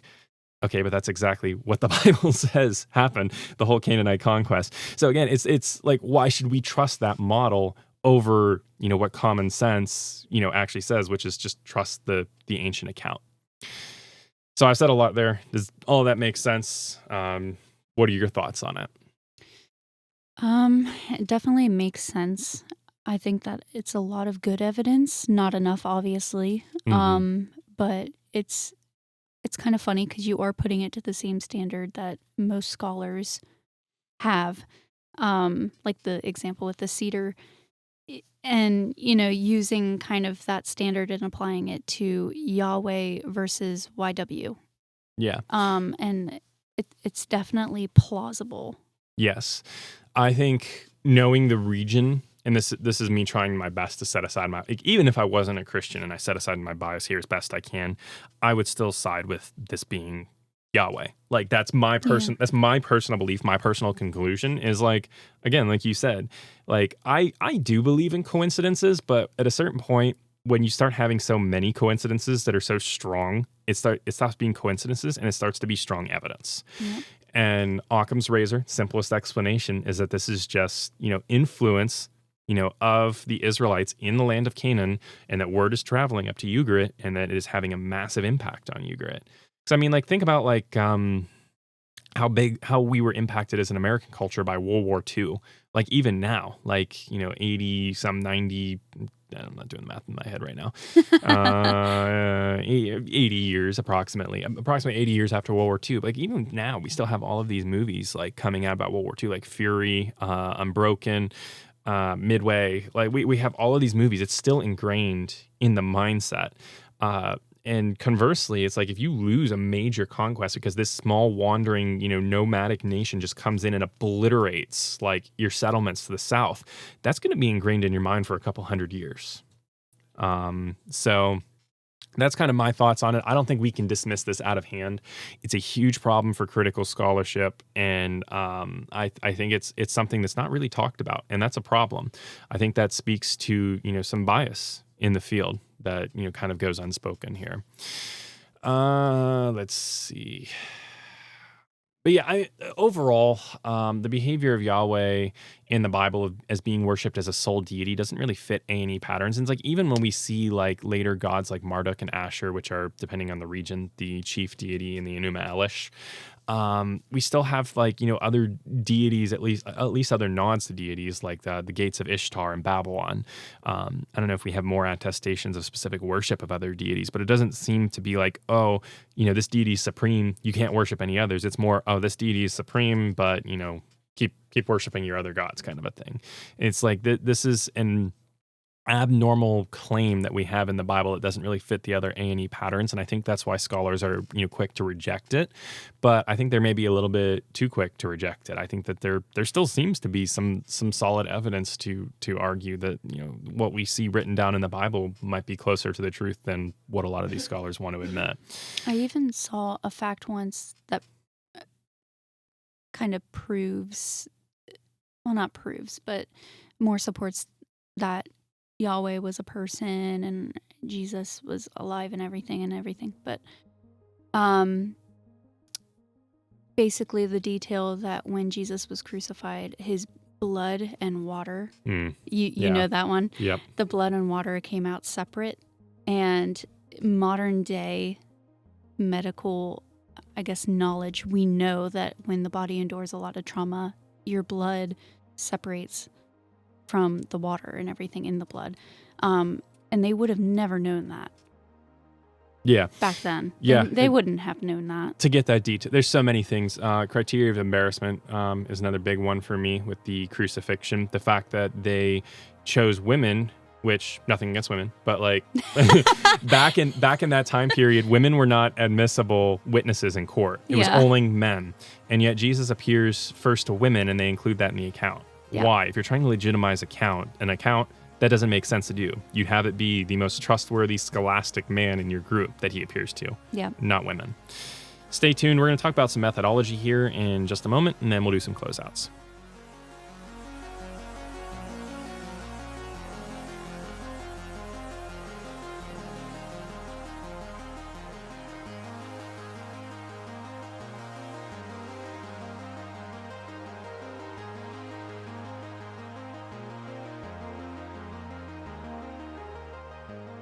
Methodology matters here on Musings on Mysteries and the Mythical Matrix. So I don't think I've ever really talked about methodology much on the show, like the methodology I use to evaluate this stuff and everything and my experiences with methodology. So I'm going to take a couple minutes here to talk about all of that. And then we'll have some other fun thoughts and stuff in the near future for like closeouts and everything. So, first and foremost, you can't use literary analysis as proof in a historic sense. You can't just look at the literature, analyze something, and not have a shred of archaeological data to back it up and then claim it as historically proven. And so I come at this from my dad's, trained as a historian, PhD in history. I did all sorts of archaeological digs with him and stuff as a kid, and so I kind of grew up under that influence and bringing that lens to the to this field of study where, yes, literary analysis matters. It's great for speculation. It's great for the musings, but that's what you use to build your hypothesis that you then go out and test to see what archaeology has to contribute to that, to see if archaeology corroborates your literary analysis model or if it doesn't.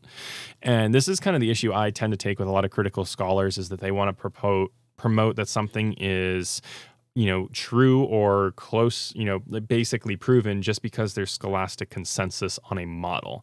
That is like, just because a number of scholars agree on a theory doesn't then make that theory true. That's like a scientist saying like, oh, I have this theory that, I mix these two components together, it's going to make something else, but they've never tested it in the lab. And a number of other scholars, or scientists sit around and agree. It's okay. Maybe there's a little bit of credence to it. You'll have to look into the evidence, but then where's your evidence? Where's your experiment? It's something my dad has, regularly said in when he's talking and stuff, is that he'll talk about how historians have a lab too, like scientists do. It's just their lab is the past, and then you go to the past to see what you can find. So our method on MQuad is, I primarily use historic methodology, varying degrees, my understanding of it, with making certain claims, like claims of certainty in history. And then I'll use logic, literary analysis, and then speculation to build off of that. So I'll look at everything, be like, hey, what do we know for certain? And then what can we speculate off of that? And so I'll speculate all these crazy things, where we can speculate a very literal scholastic perspective to UFOs. But it's all speculation. I'm not historically claiming all of that.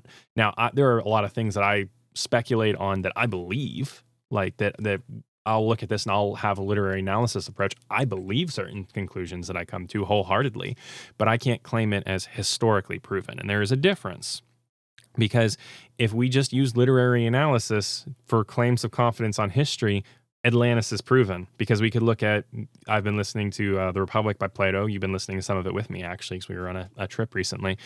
There are a lot of analogies that Plato uses in there that seem to indicate that he's referring to real myths and stuff. And so if we can carry that logic on from The Republic, we're then forced to argue that Atlantis is real solely based off of literary analysis. And not only that it's real, that it's a proven fact of history. Now, I use that logic and I say, yes, I agree with that literary analysis. I think Atlantis is real, but Atlantis is not historically proven in any capacity. Like there still needs to be archaeological finds and data to support this. And this is the perspective that historians have. And it seems like this methodology kind of gets brushed over and ignored, in favor of scholarly consensus. And that I think is very unhealthy.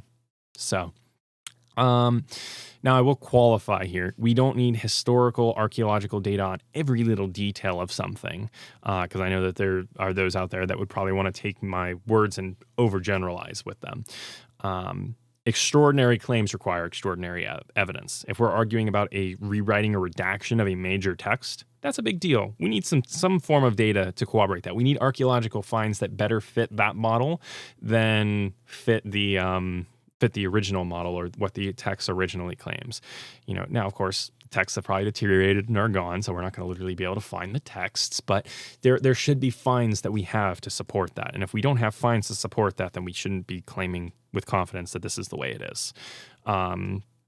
Likewise, but like on the flip side of this, like, do we need archaeological evidence that Jesus literally had wine at the Last Supper? No, of course, we're not going to find any archaeological evidence for that. He probably drank out of a wooden cup. The wooden cup will have long deteriorated unless the Catholic Church has it, hidden away somewhere in the Vatican or something like that. And, of course, the wine's going to be gone. Of course, we don't have Jesus's body. So it's like of course, we're not going to be able to have archaeological data on every little tiny, minuscule point. But the bigger the claim, we should be able to find at least archaeological claims that point in that direction that aren't more easily explained by a different model. Do you think that makes sense? That word that well? It does, because that's actually a pretty big argument a lot of people have to try to disprove the Bible too, where the Bible doesn't have every single detail for events. No textbook does. Mm-hmm. Right. We're not going to know what, I don't know, Abraham Lincoln ate for breakfast the day that he was assassinated. We're not going to know that. Mm-hmm. Right. Like, we're not going to know the very tiny details. We're just going to know the major events, what led up to the major events, that sort of thing. No textbook has every single detail. Right. And I mean, even if we did have the textbook detail in, like, say, Lincoln had a diary and he wrote, I had eggs and bacon for breakfast. Yeah. Okay, but then the question becomes, how do we archaeologically prove that? Like, there is no evidence left of that. And so I'm not saying abandon all reason, because I know that there's people out there that want to overgeneralize my approach to this. And I'm not saying, like, okay, we need every little tiny minuscule detail, we need archaeological evidence. Yeah. There should be evidence that points in that direction, though, of whatever model is being proposed. And you should be able to explain why the evidence points in that particular model's direction. Mm-hmm. Like, and this is an issue I see more in the critical scholarship, where it doesn't seem like it seems like archaeological evidence can go either way, and they just interpret it to being in favor of their model. And then they appeal to the majority of scholarly consensus is on this side. But the thing is that oftentimes this scholarly consensus, it's a no true Scotsman fallacy. It's a logical fallacy. So the no true Scotsman logical fallacy is when you redefine the definition of something to be what you want, basically. So like, if like you say, well, no true Scotsman drinks tea and, has biscuits. And I'm like, well, I'm Scottish and, I know like we'll just say for the sake of argument, my grandpa literally lives in Scotland. And that he had, he drank tea and he had biscuits for breakfast. Oh, well, he's not a true Scotsman. That's the no true Scotsman fallacies, where you keep redefining the definition of things. And that's what happens a lot of times in this critical scholarship thing. When they say the majority of scholars agree, well, it's a self-filtering field, because if you are on the other side and you believe the Bible is real, you're going to go get a degree of divinity. You're going to go get a degree in apologetics. You're going to be like Wes Huff. So when you're saying the majority of scholars agree, you are automatically filtering out anyone that disagrees with you by definition. Does that make sense? Is this making sense? Because because it's based on their degree, and I get that, because the whole degree of your field is about having this one perspective. So saying the majority of scholars agree in that one field that is predefined, that okay, it's circular reasoning. So it's confirmation bias, isn't it? It's circular reasoning. Yeah. It's like I think how to word this. I go into this field because, I don't think the Bible is literal, and this field says that the Bible isn't literal, therefore the Bible isn't literal. It's a circular reasoning. It Yeah. builds off of itself. But if you do think the Bible is like literal and trustworthy, you're going to be probably a Christian. You're probably Yeah. going to believe what it says. So you're going to go get a theology degree, an apologetics degree, something else. But that's not their field. So the majority of scholars agree on these things against the Bible in quote unquote their field. But you're automatically excluding all these other people. And that's a huge problem. So there's a lot of methodological problems and stuff I have with these broad statements that like to be made about like, oh, the majority of scholars agree. It's like, well, no. That's if you're defining it your specific way, yes. Otherwise, no. One final thing I'll note on methodology here is that we can there is some room to trace like textual errors. I'm not going to get into the weeds on this here, but with like the Sumerian king list, we can actually trace like different versions and which versions copied other versions, because we have like all these different versions of the Sumerian king list, and some of them have like misplaced king names or something like that, or spots that have scuff marks where we can't read anymore, and that other scribes then copied off of that and left those scuff marked areas blank. So we can use that to a degree, like, using deductive reasoning to go back and rebuild, okay, here's some proposed timelines for like, how the Sumerian king list and all these different versions were created. And it's like, this huge flowchart kind of a thing. But even that, there's still a bunch of different models and perspectives on it, because I've been reading through the original translation and comments on the Sumerian king list. And so it's like, yes, that's a legitimate line of thought as well, but there's still models on that, and it's probability based, not like archaeologically like 100% certain, but we could get a lot closer with that than I think a lot of other areas. So long-winded conversation there, but that's methodology for you. Anything that you want to add, or should we move on to housekeeping? Stay curious, but stay open-minded. Yes. Don't let trust experts, but also don't let them do the thinking for you entirely, especially in areas of curiosity like this, and areas that are what's the word? I guess more open to interpretation. It's not a hard science. It's not like medicine or something like that. It's perspectives on history. I don't want to say woo-woo. It's not really It's woo-woo. It's not woo-woo. Yeah, but it's more of like a soft science. So like I think like liberal art is the technical term or something like that. Yeah. It's like an art form versus like a concrete like medical science or something like that. Like the laws of physics, how your car works. Like of course we trust experts. Thermodynamics. But we should also be able to we should trust experts to a degree, but we should also, in areas we think it's necessary, we should also equip ourselves with the knowledge we need to question these experts and engage on methodology. And in that point, appeal to authority is no longer viable. If we're talking in terms of methodology, you need to talk methodology, not your degree. Anywho, we will move on here to final thoughts, housekeeping. I think it's kind of ironic. This is episode 66, and we're talking about the Baal Cycle. I don't know, 66. It's just kind of like, it's close to 666, but like, not quite.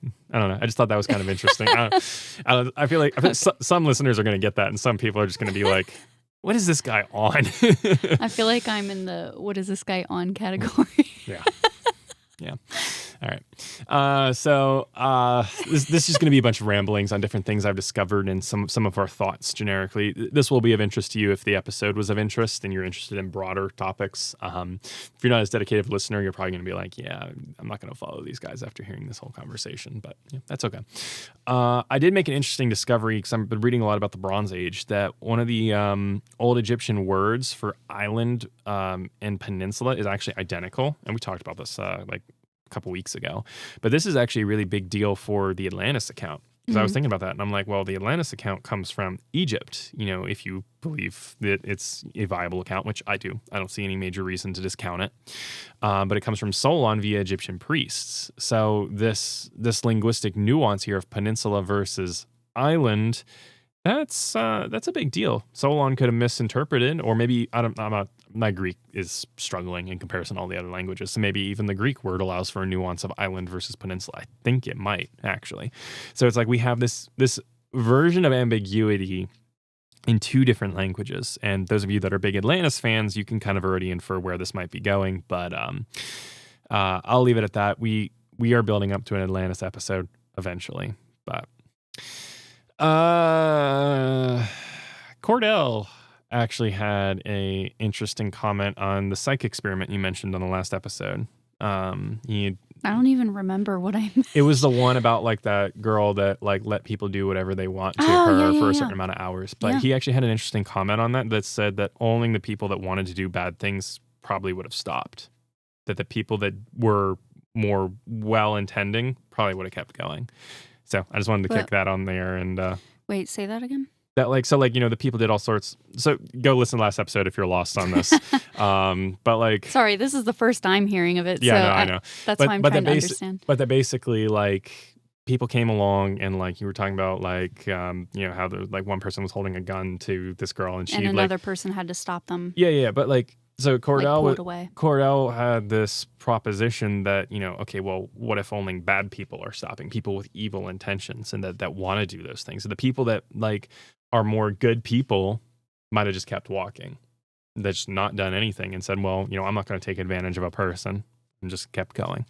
So I thought that was interesting because it kind of indicates that maybe there's a small version of bias. I think there's still some validity to the experiment, but I think that there may also be a little bit of bias to it, which I think is really interesting. There's potential for bias in any experiment. What I'm not understanding is why would they stop then? Well, like that only the people that wanted to do bad things would have stopped because they're like, ooh, free pass. All the people that are like, I'm not going to take advantage of a girl, they kept going. Yeah, they would keep going. No. I thought you meant stopped from doing worse to her, not stop to do the experiment. Like stop to do the experiment. Okay. Does that make sense now? Yes, there were some people just standing and observing. Obviously, what's interesting is that they did have objects of pleasure. I'm not sure if anyone. I'll have to look back on the experiment again because it's been kind of a while since I read up on it. But I'm not quite sure if anyone even used the quote unquote pleasurable items like the rose and the perfume and the food, that sort of thing. Right. Obviously there might be bias in the publication of the study because normally when you mention the bad things that happened, it kind of is more of a wow factor. Right. And Yeah, so, there's a whole lot of bias. And then the media gets a hold of it and they'll take it and like scientists will word it very delicately or they won't word it very well because they're scientists and they're not like so much writers. And then the media will come swoop along, take it out of context and be like, oh, we can exaggerate this a little bit and make it a big headline and be like, abiogenesis is proven. No, it's not. Now we're closer. No, it's not. No, we're not. I will say that I'm not sure this isn't like an experiment like you would see in NCBI databases, very official. I think it was more of a social experiment, like an art form, right? Like art, social experiment. So obviously there is going to be a little bit more bias in that because it is not like a scientific thing. It is just one person, and I think she's done a couple of other things before or after this social experiment as well. Okay. Yeah, I'm not too familiar with it. So I'm sorry if I did frame it like a modern day like NCBI journal article because that's not what it was. I don't remember because it's been so long. That's when I don't know, but what I take from it is that it was kind of more like an art form social experiment. But yeah, I'll have to read up again on that. That's an interesting comment though. Mm-hmm. It's a good point. Yeah, it is a good point. I've been doing a lot of research. We've been watching a lot of shows and everything too since we recorded the last episode. We watched the Skinwalker Ranch series seasons 1 and 4 because there weren't 2 and 3. But I was don't you hate when that happens? Yes, that irritates me.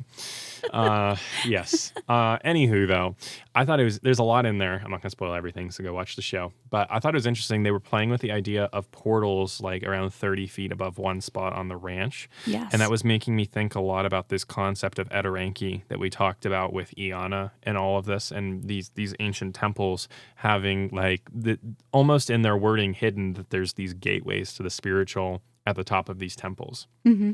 And I think that that's very interesting. I thought that was a huge, again, using the term we discussed earlier, huge coincidence that like the ancients had this idea of portals and that them at Skinwalker Ranch are playing with portals as well being a potential answer. And that it seems there's indications. Go listen to the previous episodes on this, on Iana and whatnot. But the Sumerians potentially believing that there was a connection point between heaven and earth in these like temples. And it's like, okay, yeah, you start looking at all of that and how the Sumerians even word this thing. And it's like, this could very much lend to what we're seeing at Skinwalker Ranch being a phenomenon that's existed, like dating all the way back to ancient Sumer. So I thought that was a very interesting coincidence. But yeah. Next one I want to talk about is, how do you say cell phone in Akkadian? And so this is a broad question. I'm going to give you the answer as a listener. Don't worry, I won't leave you in suspense. I didn't even say, but yeah, that the first phrase I said in the beginning when I came in from the music, that was an Akkadian phrase for like peace or greetings to you all. Yeah. Well. Yeah. When you added that, I was like, oh. Yeah. So the phrase is Sholom Ana Kalikunu. Let me say it a little slower with emphasis. Sholmum Ana Kalikunu. And that's basically peace or greeting to you all. Yes. Anywho, All right. there may be. I'm probably going to throw in some more Akkadian phrases from time to time. There may be mistakes that I make because I am still learning the language. I've been working on it for a good 6 months now. It's a very cool language, but it's a very hard language to wrap your brain around all the nuance. So again, it's one of those things where if you're going to nitpick at a small mistake, then okay, whatever. But again, we're 70% wrong 80% of the time, maybe a little less now. But learn with us. But how do you say cell phone in Akkadian, right? So this is something we were playing with because like we wanted to have a language we could speak where people wouldn't understand, and because I'm learning all these ancient languages, I'm like, oh, let's just pick Akkadian. So Yeah, it's like, well, easiest one out there. Yeah, not really. Pretty hard, actually. Let's just do Akkadian. But so like I was looking at it and the language and the vocab that I have, and I'm like, okay, so now I'm faced with a challenge because to speak this language in modern terms, I have to build phrases and words that didn't exist using the grammatical rules. So it's like, how do I do this? And so what I chose the phrase tupi kabitum, which is literally tablet of utterance for cell phone. That's what I chose. And it's tupi is the bound form, but tupum is tablet and kabitum is utterance. So what this kind of does is it creates an idiom, more, if you will. It creates this idea for this. But then you have to look at this and you have to think like, okay, well, if an ancient Akkadian did have a cell phone, earbuds, Usnam. That's why I was laughing, because I had Yeah. a flashback moment to that. But how would you, like, if you could speak perfect Akkadian, how would you describe a cell phone? What would you call it? I mean, we have this all the time. And again, this circles back to UAP spotted in the Bible episode. How do you just, like spaceship? It's literally just a ship in outer space, and we just combine two words, spaceship. Right. We're not very original in our language. And so it's like, how much of these things, it's like, if there was ancient technology they had and then was just lost, how would that be preserved to us and to those like subsequent? Like, would they understand it was ancient technology, or would they just be like, I mean, like, look, we have like iPad tablets. We literally call them tablets. We have styluses that we write on them. And it's like, but stylus to the ancient Mesopotamian meant a reed stylus. Now it's like, a little digital thing that has a specific node on it so that you can write on your, touchscreen pad. It's like, there are idioms and meanings to words that can shift and change. Now, I'm not saying that they had cell phones back then. Don't misquote me. What I am saying is I think that we have to be careful dismissing that, the ancients just had nothing and didn't know anything, because I think it's I think that we have to have an open mind. Again, not looking to see UFOs and every little thing, but this whole tic-tac phenomenon and everything that's been going on, that the government has acknowledged that they are doing research on UAPs. Clearly, there is more going on than meets the eye to our existence and our reality. How do we know that something like this hasn't been going on, dating all the way back to ancient Sumer? How would they have described these kind of things? So I wanted to pose this as a little bit of a thought exercise to you as the audience to, kind of think about this and to take this as a healthy challenge here. You have a thought you wanted to share with the class, or were you just chuckling to yourself? Yeah, because I was just thinking, you're like, don't misquote me. I don't think there's phones back then. And I'm just thinking, what if Baal is like calling up his homeboy, be like, hey, it's Baal. Maybe that's what they mean by the messenger names of the deities, is they're not literal messengers. It's just the names of their cell phones. The phone. It could be. I mean, probably not, but I would lean towards not. yeah. But it's like, again, we have to have this open-minded perspective. That's the whole point of musing. Anywho, That's why I'm laughing, because again, musing about it. Yes. That's why I was laughing. Yeah. I found some very interesting stuff, though, that there's literal Ugaritic tablets that were burned in the clay of these tablets was actually hardened in the fire of the city that destroyed the city, which I think is really cool. So I'm going to be diving more into that and these mysterious sea peoples that show up. I have been diving into this a bit. I think this could connect to the Atlantis hypothesis, but that was kind of, I guess, part of the spurring on of studying Ugaritic as well, is because like I want to be able to read these tablets and know what's going on.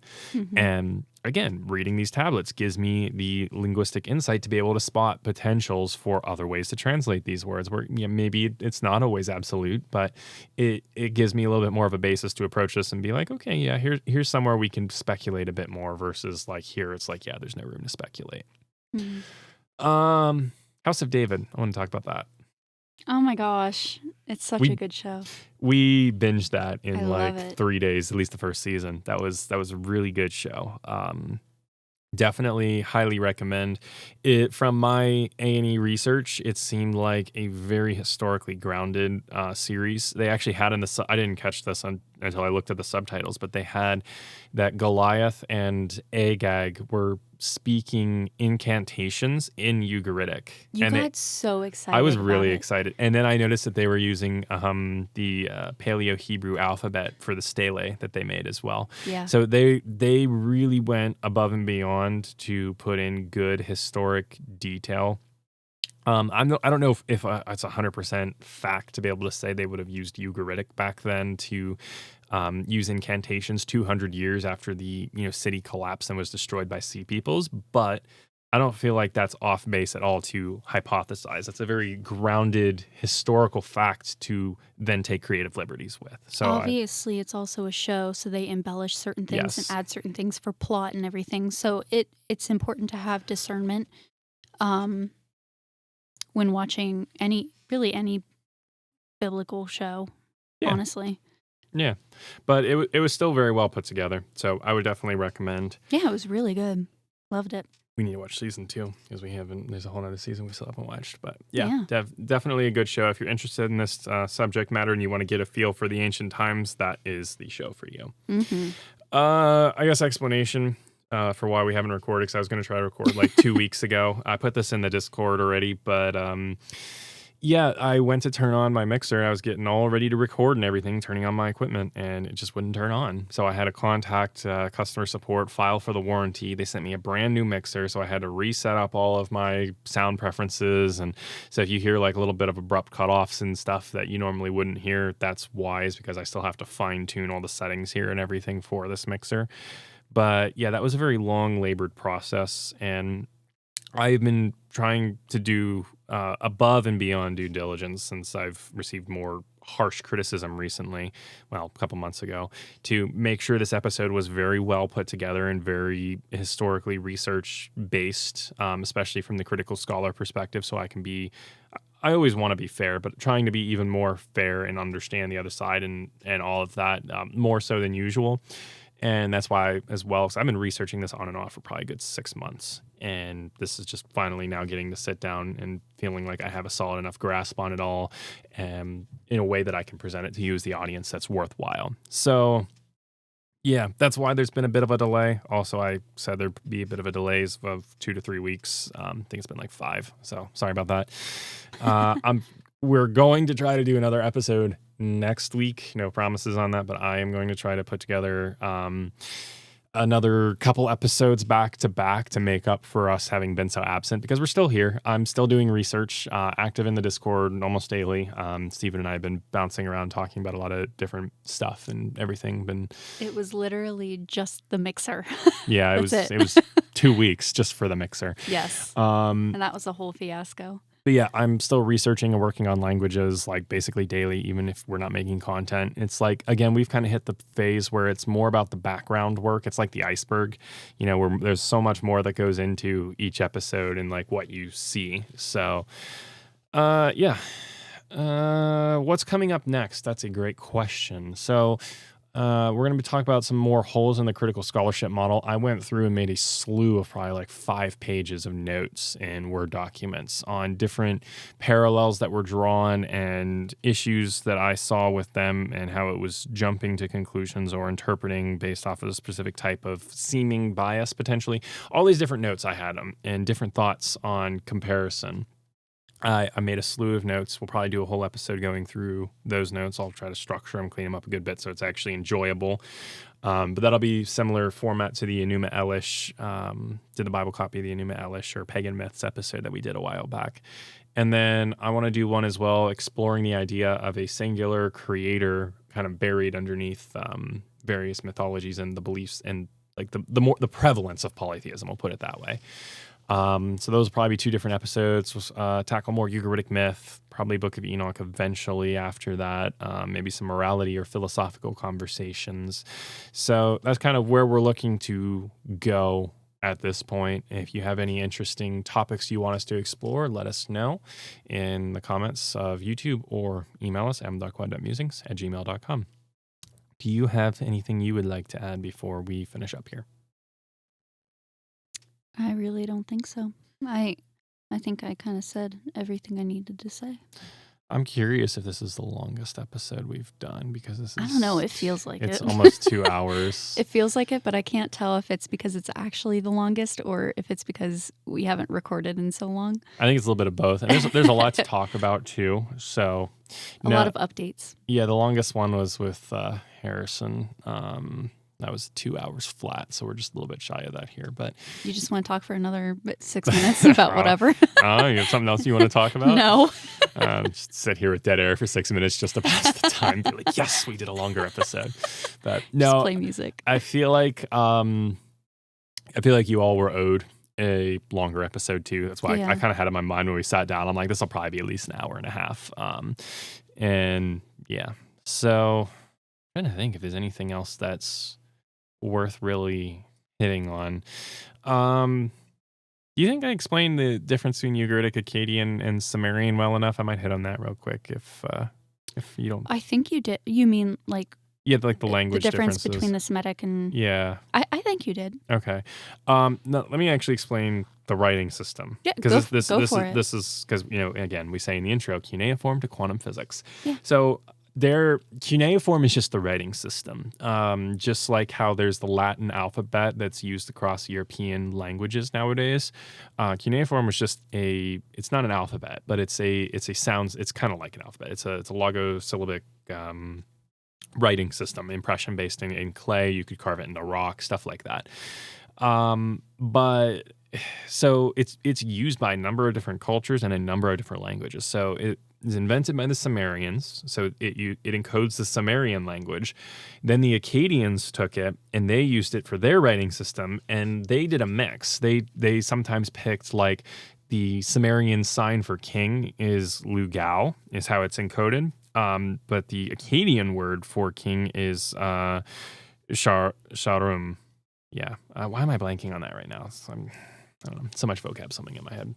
Because Sharetem is queen and Sharum is emphasis king. on the A. Ours. Ours. Oh, yeah, I was close. You were close. Hey, look at that! I'm wrong. Sharum. Let me check that real quick. But while I'm thumbing through that, so the Akkadians have their word for it, but they sometimes encoded the word for king in just the logogram, the pictograph that the Sumerians use. So it looks like Sumerian, but it's really Akkadian. So you have a lot of these different nuances here. Yeah, Sharum, emphasis on the R's. I shouldn't second guess myself on that. But yeah, Sharum is king. But you could also syllabically, from the syllables, spell this out in Akkadian for cuneiform as well. And then you have Ugarit then took this, and instead of using the logosyllabic system, they actually built an alphabet off of cuneiform. And they have it's similar to all the different values in the Hebrew alphabet, but they built a alphabet in cuneiform off of like the Akkadian Sumerian style. And then the Hittites also used cuneiform as well for their writing system to encode Indo-European language. So you have Sumerian, which is a language isolate, getting passed, their writing system getting passed across multiple Semitic languages that do it differently. The Akkadians did it closer to the Sumerians. The Ugarites took it and made it better. They alphabetized it. And then the Hittites taking it and using it as well. So you have a very diversified chain of writing system here. I was looking too at Ugaritic tablets, and the Ugarit tablets were so cleanly written in comparison. Because like the I have like that remake of the cuneiform tablet that I'm holding in my hand here, but it's like that's the cuneiform wedges. And like, yeah, good luck distinguishing all of that. You as an audience, I'm holding it in my hand. I got a replica, but you as an audience listener, you can go look up like a Sumerian tablet or something like that. A lot of these writings are like really microscopically small, and they're jammed together, and they're really hard to read. From what I saw of pictures of Ugaritic tablets, they were really neat. And I'm really excited about that because I'm like, okay, that's a lot easier to read versus like trying to be like, what is this sign? And I barely know these signs to begin with because, again, logosyllabic, there's like hundred. I think there's like close to or even over 1,000 Sumerian signs or sign combinations that all have different values.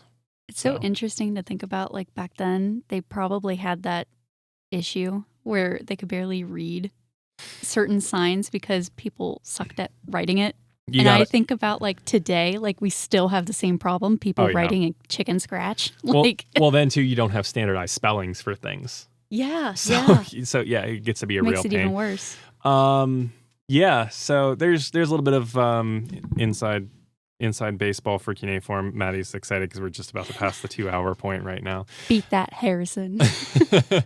I feel like there was a longer episode. Let me look real quick. No, don't. Let me have my joy. No. Let me be happy. No, yeah, I'm sorry. Episode 55, 217. Dang. Yeah. All right, yeah, we're not doing that. Yeah, no, not just sit here and then 17 minutes of dead air at the end. Just be like, y'all are still here. Okay, bye. Okay, bye. Thanks for listening. Just play ads the whole 15 minutes. That would be so awful. Yeah. No. You just to hear a Walmart ad for stuff playing. No. I think we'll close out here unless you have anything else. I'm good. All right. Buy us a cup of coffee. Link is in the show notes. It does take a lot of time and effort to research and uncover all this. If you want to support the show financially, that is welcome. $25 donation or more will get you mentioned as a producer for the subsequent show when I see it. Or at the very least, I understand times are hard. Things cost money. Groceries are expensive. At the very least, like if you know someone that would enjoy the show, take a minute and share it with them. That helps us out a lot to build a bigger listener base. Instagram, TikTok, YouTube handles are all m.quad.musings. Facebook, Musings and Mysteries, Mythical Matrix. Facebook just doesn't show my stuff to anyone, so I don't really post much on there anyway. Email is at m.quad.musings@gmail.com. We always welcome listener interactions, talk about stuff that we talk about in the Discord or in emails or whatever else on the show plenty of times. Please send us your confessions, concessions, contentions, your snide remarks, whatever you like about the show, whatever you dislike about the show. We want to hear from you. And as always, there's the Discord server link that's going to be in the show notes. You can listen and read mostly these type of discoveries that we talk about on the show as I make them, because I'll post fun tidbits that I find in my readings there. So if you want to join a community to think about some of these things a little bit more of a critical, open-minded way, that's the place for you. So whether you've been listening on the earth with the mortals, in the stars of heaven with Enoch and the cherubim, or down in Sheol. I had to think of my line. Been so long, I almost forgot. We thank you for quantumly transcending time to join us for this epic mythology discovery. And remember, if you ever find yourself in ancient Mesopotamia in need of some fine copper as a time traveler, Ian Nasir is not your man. Have a good night, everyone.